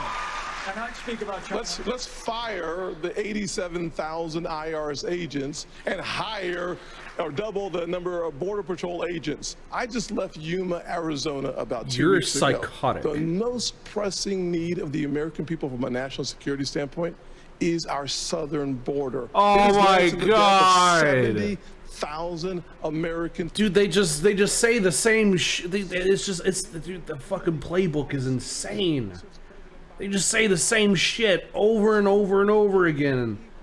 And if someone says one thing, they're like, oh yeah, that thing too. No, I don't agree with that. Oh, you, oh my God, shut up. $10 billion. We Can we have an original Republican for once? For $5 billion Maybe like a more, Trump, for we instance. could have the military-grade technology to surveil our southern border to stop the flow of fentanyl and save 70,000 Dude, it doesn't just come from the southern motherfucking border. It comes from the Netherlands too. It comes from Sweden. It comes from Norway. There's white folk who deal drugs too, man. That border wall complete. There are many more questions on China. I do want to ask I want to say I couldn't agree more. It's not just the 70,000 from fentanyl. We've lost 200,000 people to overdoses since Biden took office. That's 300 people a day. We're taking mass casualties, and that's a statistic, but these are sons and daughters, nieces and nephews that we're losing. We've got North Dakota troops down there flying night helicopter missions from San Diego to the Gulf Coast, trying to stop these transnational criminal organizations. They've got better funding on their side than we've got on our side. Speaking of which, Governor Hutchinson, images from earlier this month, Governor Hutchinson with Mexico, Vice President Pence, images from earlier this month. Vice President Pence, it really doesn't help. I'm asking a question. Oh my God. Earlier this month, images showed suspected cartel members crossing into Texas with rifles. Do you consider this an invasion? Would you authorize lethal force along that border? There would be lethal force used by the Border Patrol, law enforcement as needed to protect the border. Absolutely. When you look at the military has to be used for intelligence gathering purposes. This is not unusual. Whenever I was in the Bush administration, we went down there and met with President Vicente Fox of Mexico and asked his help in going after the cartels. And he looked at me and said, they're a problem to us as well. And so we joined together and we took down the Ariana Felix brothers leading the Tijuana cartel, and that made a difference. Ramon was shot and killed, and Ben Amin was captured. Cooperation makes a difference. We cannot be successful going against the cartel unless we bring in Mexico as a partner. We have to use economic pressure to accomplish that. President Obrador has not been helpful, and we have to use economic pressure that this administration is not using. The rule of law has to matter on both sides of it. Okay. This is critical. I've done it. We know what needs to be done. The military has to be limited in its use. When after 9/11, we had the global war on terror, and guess what? We protected the border at the same time. You can do both. Okay, let's go to Governor DeSantis. So as president, would you support sending U.S. Special Forces over the border into Mexico to take out fentanyl labs, to take out drug cartel operations? Would you support that kind of American military use? Yes, and I will do it on day one. Here's the thing. The cartels are killing tens of thousands of our fellow citizens. You want to talk about a country in decline? You have the cartels controlling a lot of part of your southern border. We have to reestablish the rule of law, and we have to defend our people. The President of the United States has got to use all available powers as commander-in-chief to protect our country and to protect the people. So when they're coming across, yes, we're going to use lethal force. Yes, we reserve the right to operate. How many more tens of thousands are we going to let to die? I am sick. I've met angel moms throughout this country. I met a lady in Texas named Tracy, and her son took one Percocet that was laced with fentanyl, immediately died. That is happening all across this country because of the poison that they are bringing in. Well, how about you decriminalize all the fucking drugs then, Would I dumbass? treat them as foreign terrorist organizations? You're darn right I would. You know, Vice President Oh my Pence, God! Hold up, real quick. Vice President Pence, why would you be better at We got Chainsaw. Pence is the Nerevarine to Ramaswamy's Vivek. Meanwhile, Dagoth DeSantis eagerly desires secrets of the heart of Lord Trump. By the way, these are all Elder Scrolls fucking references, in case you're not aware. I never played Morrowind. I would love to play Morrowind at some point. That'd be pretty fucking cool. Yeah. That's funny, though. But Martha, you began this evening talking about who is best prepared to be the next president of the United States. Oh, boy. And I have to tell you, with all humility, I was there when we negotiated through the government shutdown and got the funding available to build the wall. I was... Oh, no. Oh, no. Oh, no. Oh, no. Oh, no. What the fuck? Oh, Jesus Christ. Oh, no. And to bring this to you. And I want to promise you, as President of the United States of America, to bring the I will Mexicans engage to the table, and they allowed us to have people wait in Mexico while they applied for asylum and ended asylum abuse overnight.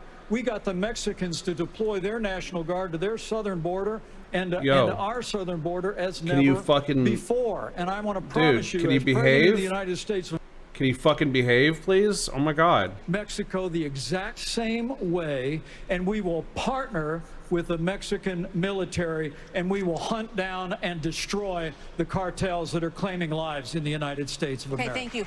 Another issue that is related to this is that almost 7 million migrants have crossed this border, our southern border, during the Biden administration.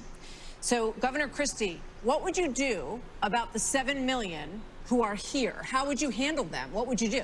Look, Martha, the first thing we need to do is to stop any more from coming.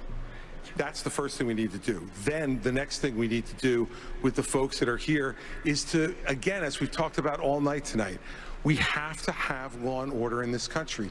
We have to enforce the law.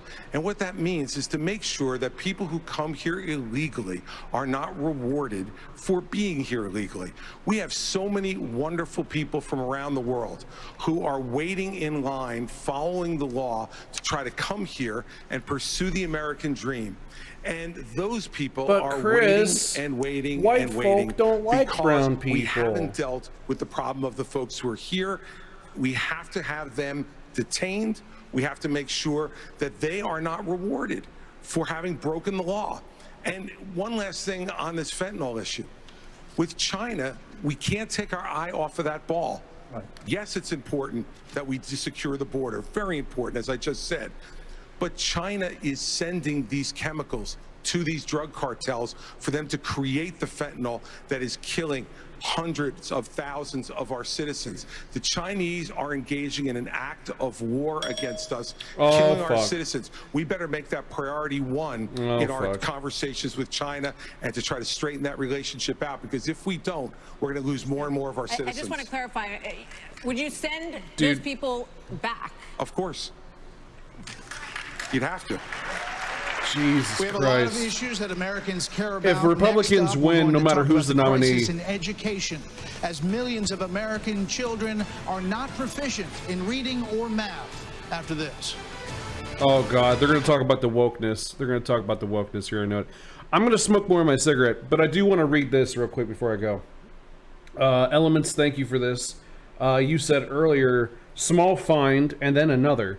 American Exceptionalism PAC filed papers announcing its formation with the Federal Election Commission on February 17th, just a few days before Ramaswamy launched his campaign. Since then, the organization has reported spending a little under 90 grand to bolster Ramaswamy.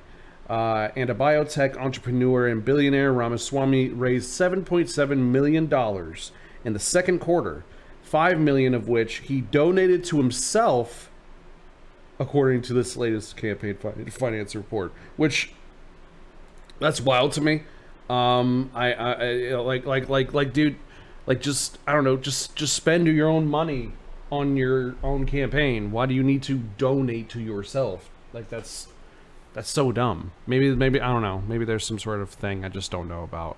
12 seconds later. Welcome to Fox Nation.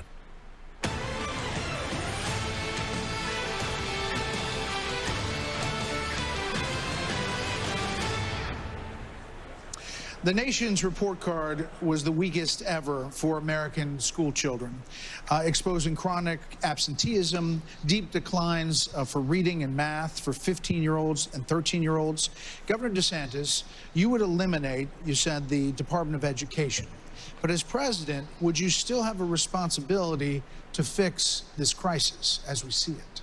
Absolutely. The decline in education is one of the major reasons why our country is in decline. We need education in this country, not indoctrination in this country.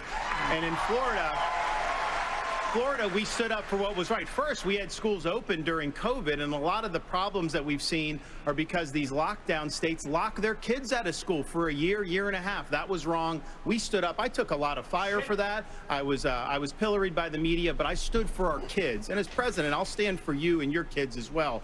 But we have to make sure that what our schools are doing is focusing on solid academics. In Florida, we eliminated critical race theory from our K-12 schools. Oh, God, we eliminated gender ideology from our K-12 schools. Oh, no, you do know what that is. That's and we have elevated the importance of American civics in teaching our kids about the Constitution and the Bill of Rights. As president, I'm going to lead an effort to increase civic understanding and knowledge of our Constitution. We cannot be graduating students that don't have any foundation in what it means to be an American. Mr. Ramaswamy, Mr. Ramaswamy, hold on, Senator Scott. You've said that the Department of Education, the FBI, the ATF, the Nuclear Regulatory Commission, the IRS, the Department of Commerce, many of these should not exist. That's correct. So, to the education question, how would you deal with the crisis? So look, we have a crisis of achievement. Let's shut down the head of the snake, the Department of Education. Take that $80 billion, put it in the hands of parents across this country. This is the civil rights issue of our time. Allow any parent to choose where they send their kids to school. End the teachers' unions at the local level to allow public schools to compete. And then revive our national identity where every high school senior should have to pass the same civics test that, frankly, every immigrant, including my mother, had to pass in order to become a citizen of this country. And the fact of the matter is, look, there's a part of education policy that also rests with the family. I didn't grow up in money, but you know the word privilege gets used a lot?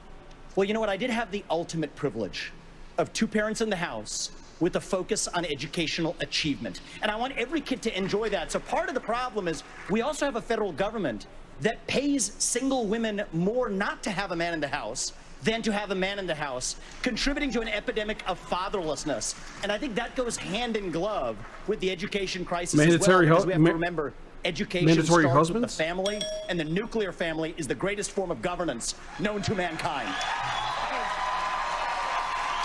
What about the whole "it takes a village" saying? Where'd that come from? Governor Haley has said that biological boys playing in girls' sports is the women's issue of our time. You said that even though you signed a ban on this in North Dakota, that there hadn't been one instance where it was actually needed. Are you saying that you think that too much is made of this issue?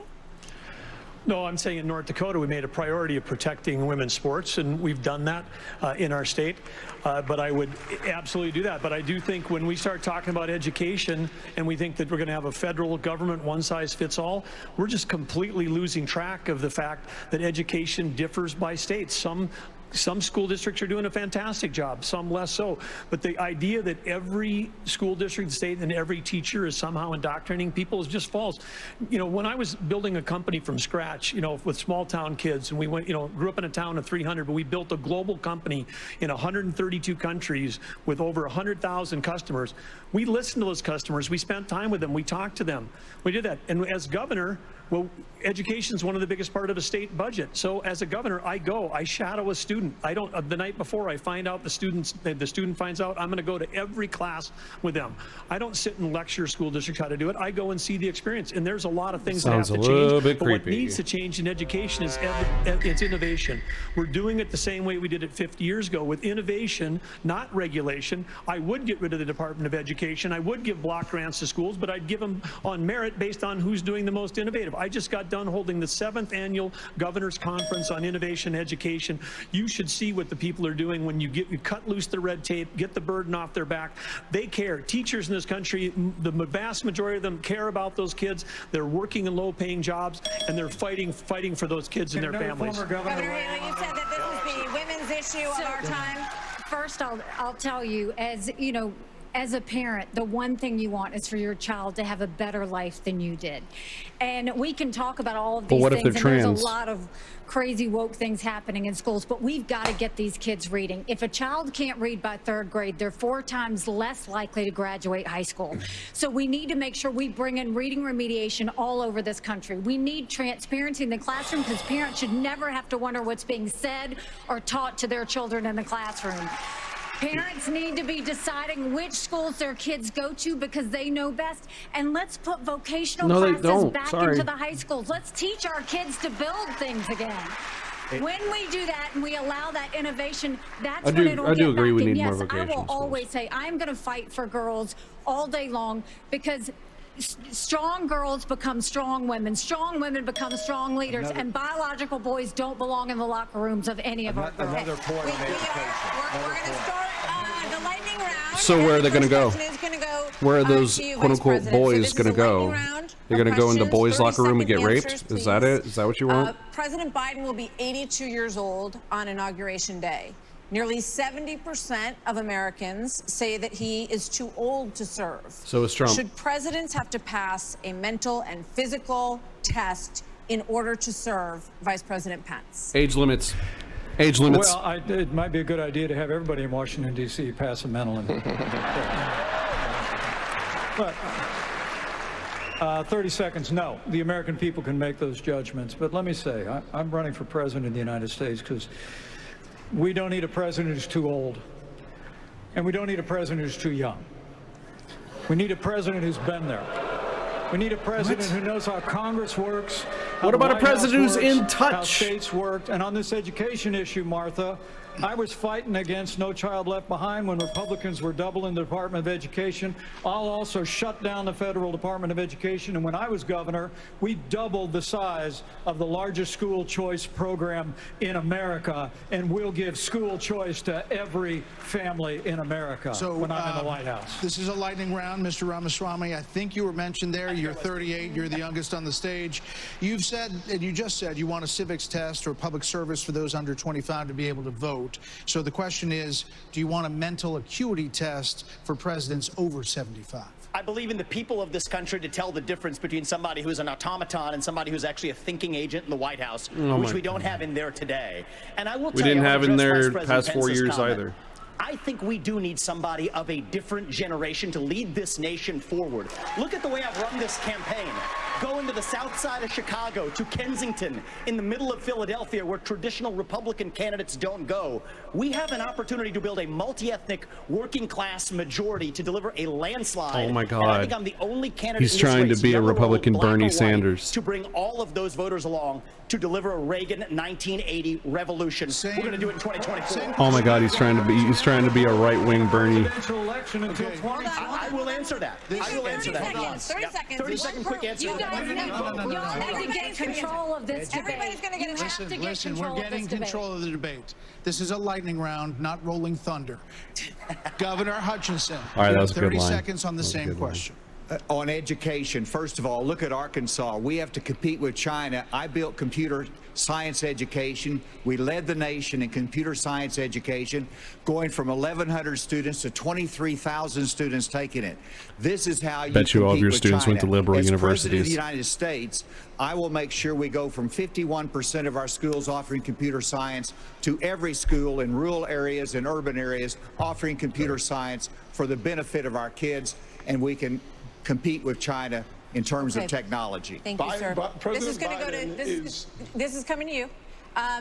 We're trying to do a quick round of different topics here. So, Senator Scott, faith is on decline in this country. You talked about it a little bit before tonight. So, is there a role for a president of the United States in changing that? What would you do to separation change of church and state? Our nation was founded upon the Judeo-Christian values that has made this the greatest nation on God's It was also green earth. founded on I'm a big Freemasonic believer and in secular Ephesians 3:20, principles. that God is able to do exceedingly abundantly above all that we ask or imagine.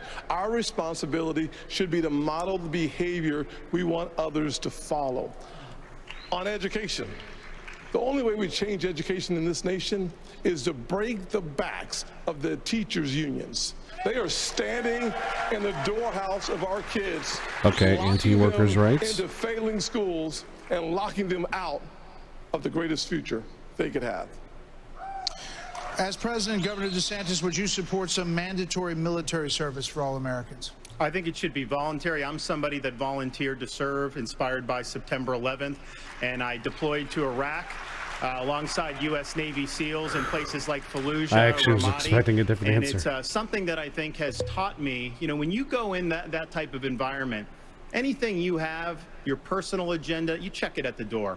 You go there, and it's about focusing on the mission above all else. And guys come together, and they get it done. And that's how I would view being the President of the United States. It's not about me. It's not about all these other side issues. My sole focus will be on your future and reversing this country's decline. Okay, now for something a little out of this world, and this is for you, Governor Christie. Do you believe that the recent spike in UFO encounters... I get the UFO question? Yeah, you do. Come on.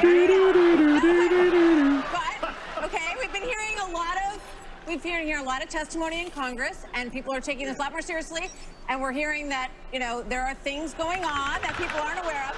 So, if you were president, Governor Christie, would you level with the American people about what the government knows about these possible encounters? Martha, and especially coming from a woman from New Jersey, I think it's horrible that just because I'm from New Jersey, you asked me about unidentified flying objects and Martians. We're different, but we're not that different. Look, of course, the job of the President of the United States is to level with the American people about everything. The job of the President of the United States is to stand for truth. The job of the President of the United States is to be a role model for our children and our grandchildren.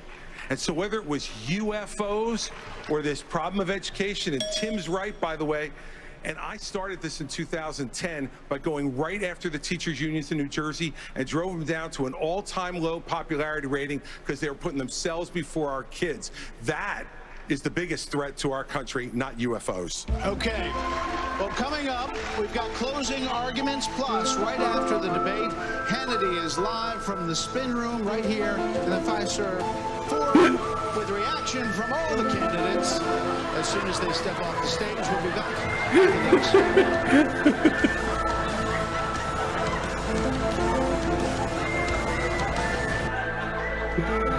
Oh my god.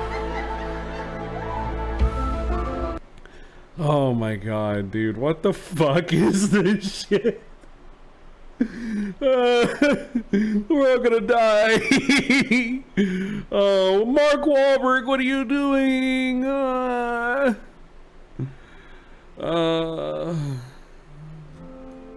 As I got involved, I was inundated with calls about how people could help and contribute. And it represents all the great heroes that died on 9/11, and we're always going to hold it to the highest standards of any foundation in America. Couldn't find a more worthy cause. And their reputation is beyond impeccable. Everybody knows where the money's going. Every single dollar. Yeah, and Jon Stewart fought for all of them more than anyone else. Yeah, so this is crazy, dude.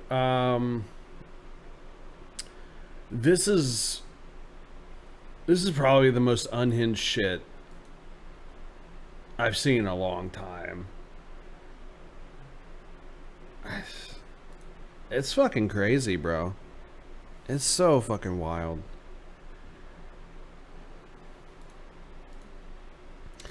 Alright, well, I guess what's going on Twitter?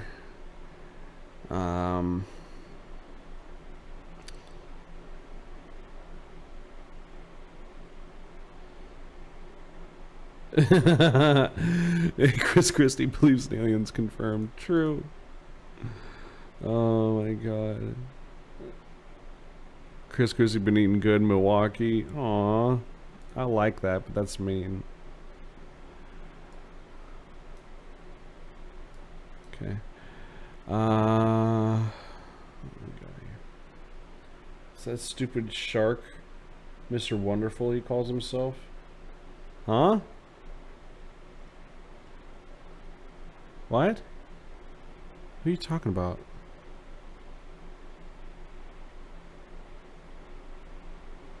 Oh yeah, I caught that too. Senator Scott, are you bought and paid for it? Absolutely. Oh my god. Oh, oh yeah, with the capitalist pig there. Yeah.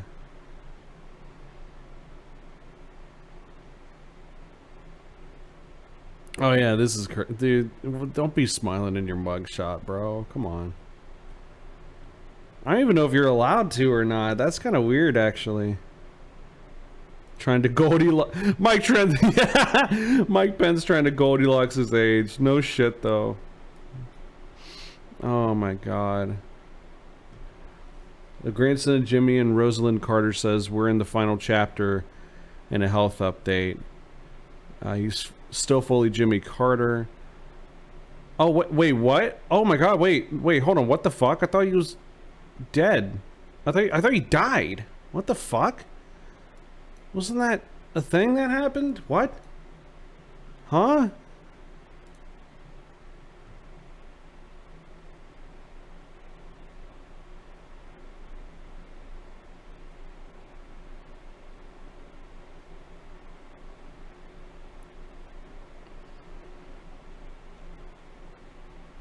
He did die, right? I'm not crazy, right? I think he did. You need to watch your face. Gotcha. Because guys like me eat bitches like you for lunch. Gotcha.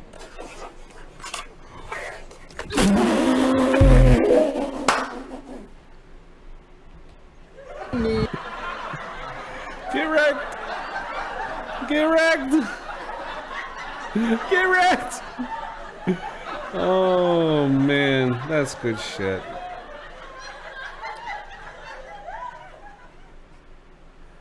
If you're at a high risk of serious illness or death from COVID-19, it's time to dust off those N95 masks.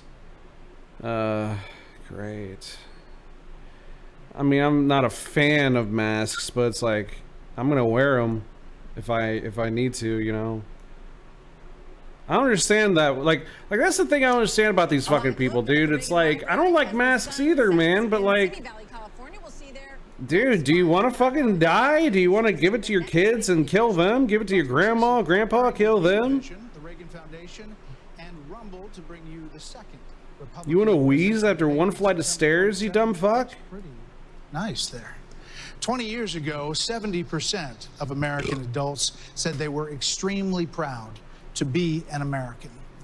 That number has now plummeted to just 39%.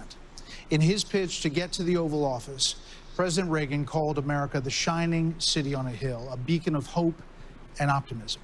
So in your closing statement tonight, please tell American voters why you are the person who can inspire this nation to a better day. These are 45 seconds, and we begin with Governor Burgum. I understand why America's hurting. Biden's inflation is choking us. I grew up in a small town. My dad died when I was a freshman in high school. My mom, widow of 3, went back to work. Every job I had growing up was one where I took a shower at the end of the day, not at the beginning of the day. Our cities are less safe because of the fentanyl pouring into this country. Our economy is being crushed by Biden's energy policies, which are raising the cost of every product you buy, not just the gasoline at the pump. One thing that I'll do as president, I'll secure the border. I'll get this economy sprinting, not crawling like it is right now. He seems like he's nervous, but trying not to be. And I would say that other thing is for sure, Yeah, when I'm he's on a choking horseback a little bit. in the Badlands of North Dakota, it looks like the horizon is just limitless. And when you can almost see beyond that horizon, you can see that this great country, our future is unlimited. But we've got to focus on innovation, not regulation. We've got to cut the red tape. We've got to drive ourselves forward. The way we win the Cold War with China is by growing our economy and through innovation. And as president, I will bring out the best of America. I will improve every American life. That was awkward as fuck. That was awkward as fuck. No one's voting for you, bro. Our nation is in trouble. And it's in trouble because of failed leadership. And the solution is not 4 more years of Joseph Biden. The solution is not 4 more years of Donald Trump. The solution is new leadership that can bring bold ideas to America and to bring out the best of America. A president's #1 responsibility is to bring out the best of our people. That's what Ronald Reagan did. No, and he did it with optimism and hope for our country, with consistent conservatism. No, he didn't. That's exactly what I bring. As president, I'll bring out the best of America in terms of individual responsibility, building our economy, in terms of securing our borders, enforcing the rule of law. Well, there goes black people. They're all going to jail now. Character, our faith, and our hope for the future. Join in this fight. ASA2024.com. Dude, thank you, Senator Scott. You're a Jim Crow ass motherfucker, aren't you? Thank you. I was a disillusioned young man growing up in a single-parent household, mired in poverty. I wondered if the American dream was real for a kid like me. I can stand before you today and say the dream is alive, it is well, and it is healthy. I have the good fortune of a mom who works 16-hour days, making sure we have food on our tables. She taught me that if you're able-bodied in America, you work. If you take out a loan, you pay it back. If you commit a violent crime, you go to jail. And if God made you a man, you play sports against men. Oh, wow. Oh. I'm Tim Scott. I'm asking you for your vote. Wow, these wacky sports girls that are not girls, apparently. I don't understand sex and gender. Cheap political points. Thank you, Brett. Thank you, Martha. Look, everybody on this stage wants to be the next president of the United States. And the only way that's going to happen is if we beat Joe Biden. I'm the only one on this stage who's ever beaten a Democratic incumbent in an election. I did it in a deep blue state, being outspent 3-1. Beating a Democratic incumbent is not easy. The last Democratic incumbent president who was defeated was Jimmy Carter. And he was defeated by a conservative governor from a blue state who knew how to get results, who stood for the truth, who cared about accountability, and stood strong and hard against waste. Those are the very things that I did in my 8 years as governor of New Jersey, and it's exactly what I'll do as president of the United States. Believe me, the Democrats want some other nominee who's never beaten a Democratic incumbent. I'm the one who can win this race, and if you give me the chance, I will restore our country by winning it. Thank you. Governor Haley. Chrissy might actually have some favor. I dropped my husband, Michael, a combat veteran from Afghanistan, off at 4 a.m. for another year-long deployment. I watched him and 230 soldiers pick up their 2 duffel bags of belongings to go to a country they had never been, all in the name of protecting America. If they are willing to protect us from there, we should be willing to fight for America here. I will beat Joe Biden, and he knows that. I will strengthen our economy, and we'll bring this inflation down. Won't? We will put transparency in the classroom. We will secure our borders. We will have the backs of our law enforcement, and we will make sure we have a strong national security.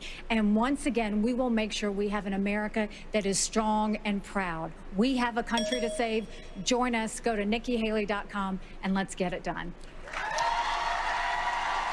I don't know, Elements. How about you give me some stats real quick? We'll go over that. Thank you, Brad and Martha. this evening. It's an honor to be here. An honor Joe to be Biden here. has weakened America at home and abroad. No, he hasn't. The disastrous withdrawal from Afghanistan, their war on It would have energy, been like that way anywhere. runaway spending that launched the worst inflation in 40 years, a crisis at our Inflation is southern border, capitalism an issue. assault on our values and liberties. What values? And the American people have had enough. But I know we can bring it back. But different times call for different leadership. The Republican Party owes the American people the choice.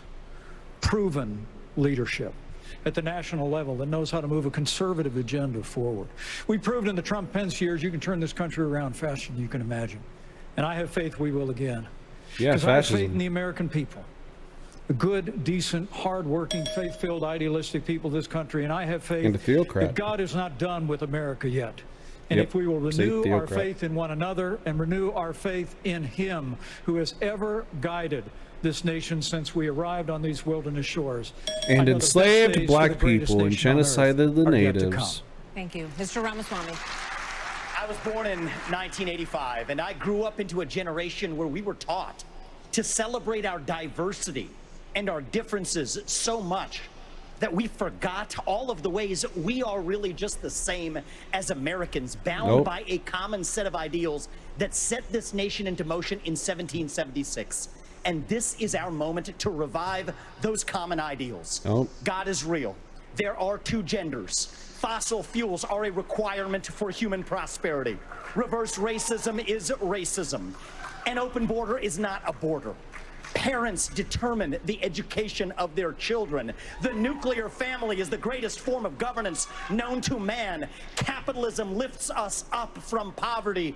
There are 3 branches of government, not 4. And the U.S. Constitution, it is the strongest guarantor of freedom in human history. That is what won us the American Revolution. That is what will win us the revolution of 2024. Thanks for letting me introduce myself tonight. Thank you. Fascist, fascist, fascist rhetoric.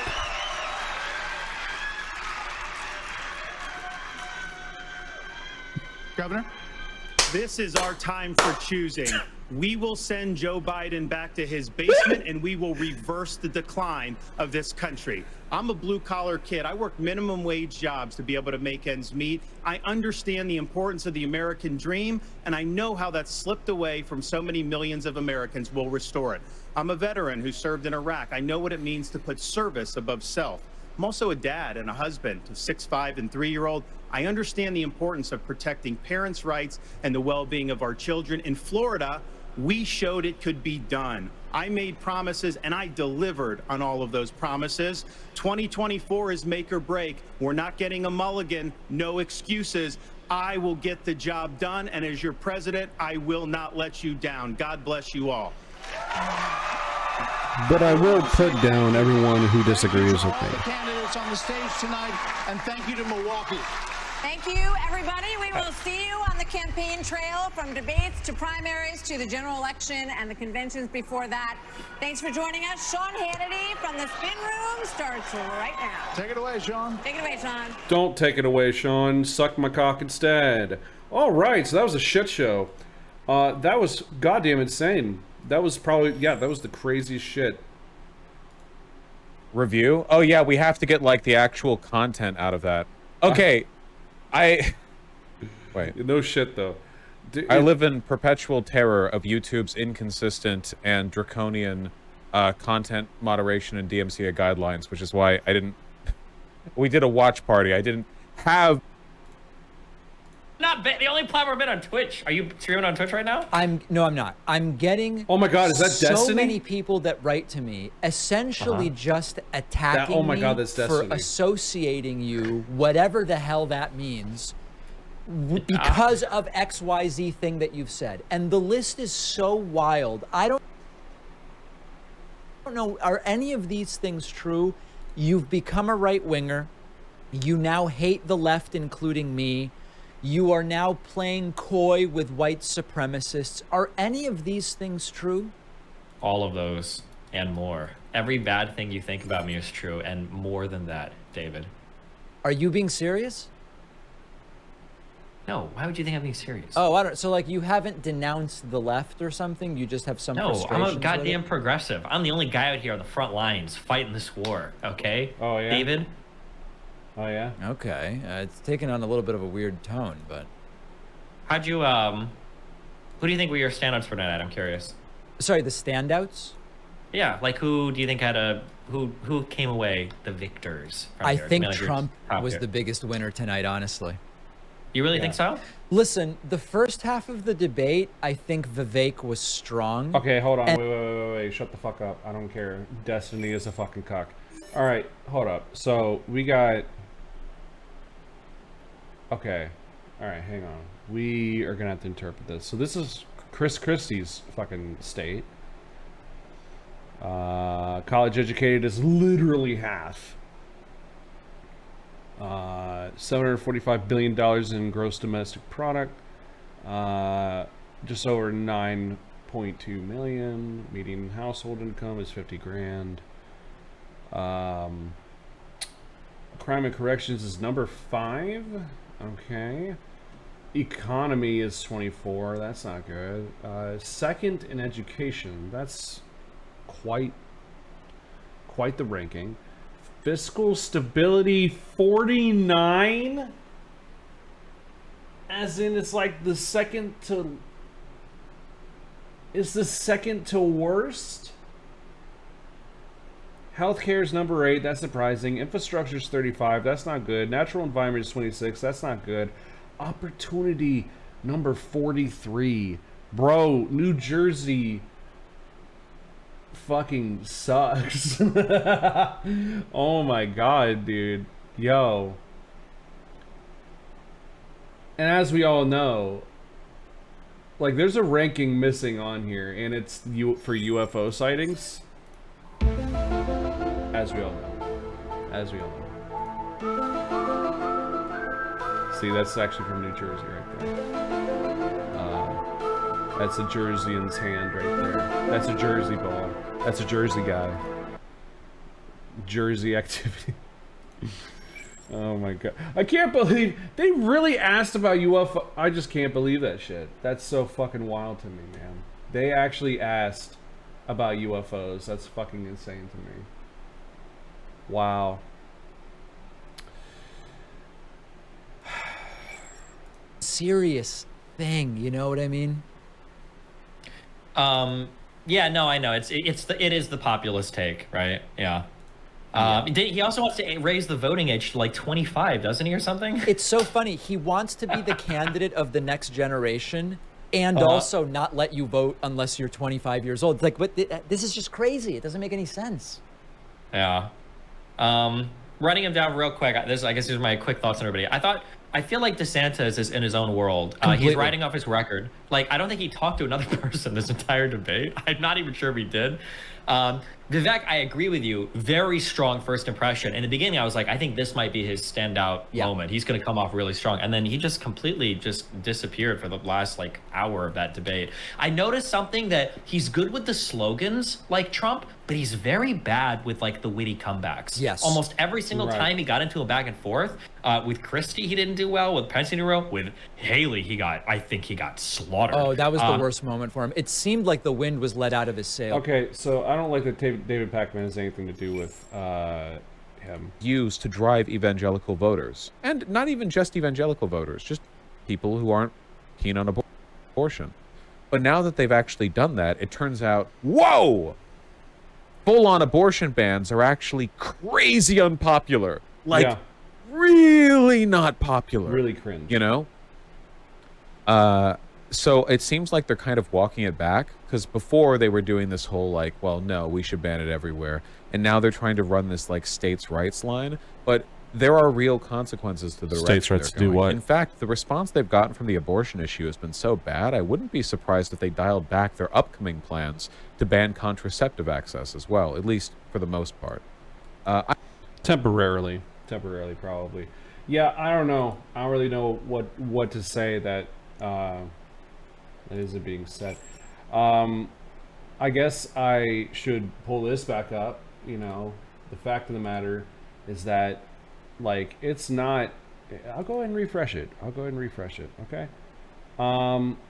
This is okay. So this is updated last night. We'll see where it goes after tonight's debate, but I don't think these are going to move that much, honestly. They all made... They're clowns. The clowns.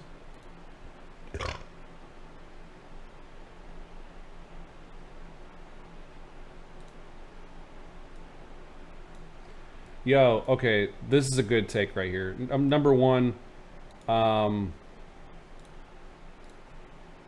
Benjamin Dixon says Trump won tonight's debate. That's very true. But then we got Kyle Kalinske here, and this is, yeah. 2-hour GOP debate, and here's what wasn't mentioned. Minimum wage, healthcare, corruption, unions other than bashing them, and poverty. Pathetic and completely out of touch with working people. That was the vibe that I got the entire time myself. Completely out of touch with average Americans, and that's the way that all fucking conservatives are. All conservatives are out of touch with working class people. Average Joes and Janes and shit, you know? They don't know what's in our best interest. They don't know, and they don't care. They don't care. Because even no super PAC Vivek Ramaswamy has a PAC behind him. All of you, please, for the love of God, shut the fuck up. And suck my dick from the back. I won't wipe first either, so you'll get shitty dick in your mouth. I think it's time that I put something on real quick after that fucking torture. Hey doctor, can you take my temperature real quick? You're 1,000,000 degrees, but you're still cool as shit. Can you dig it?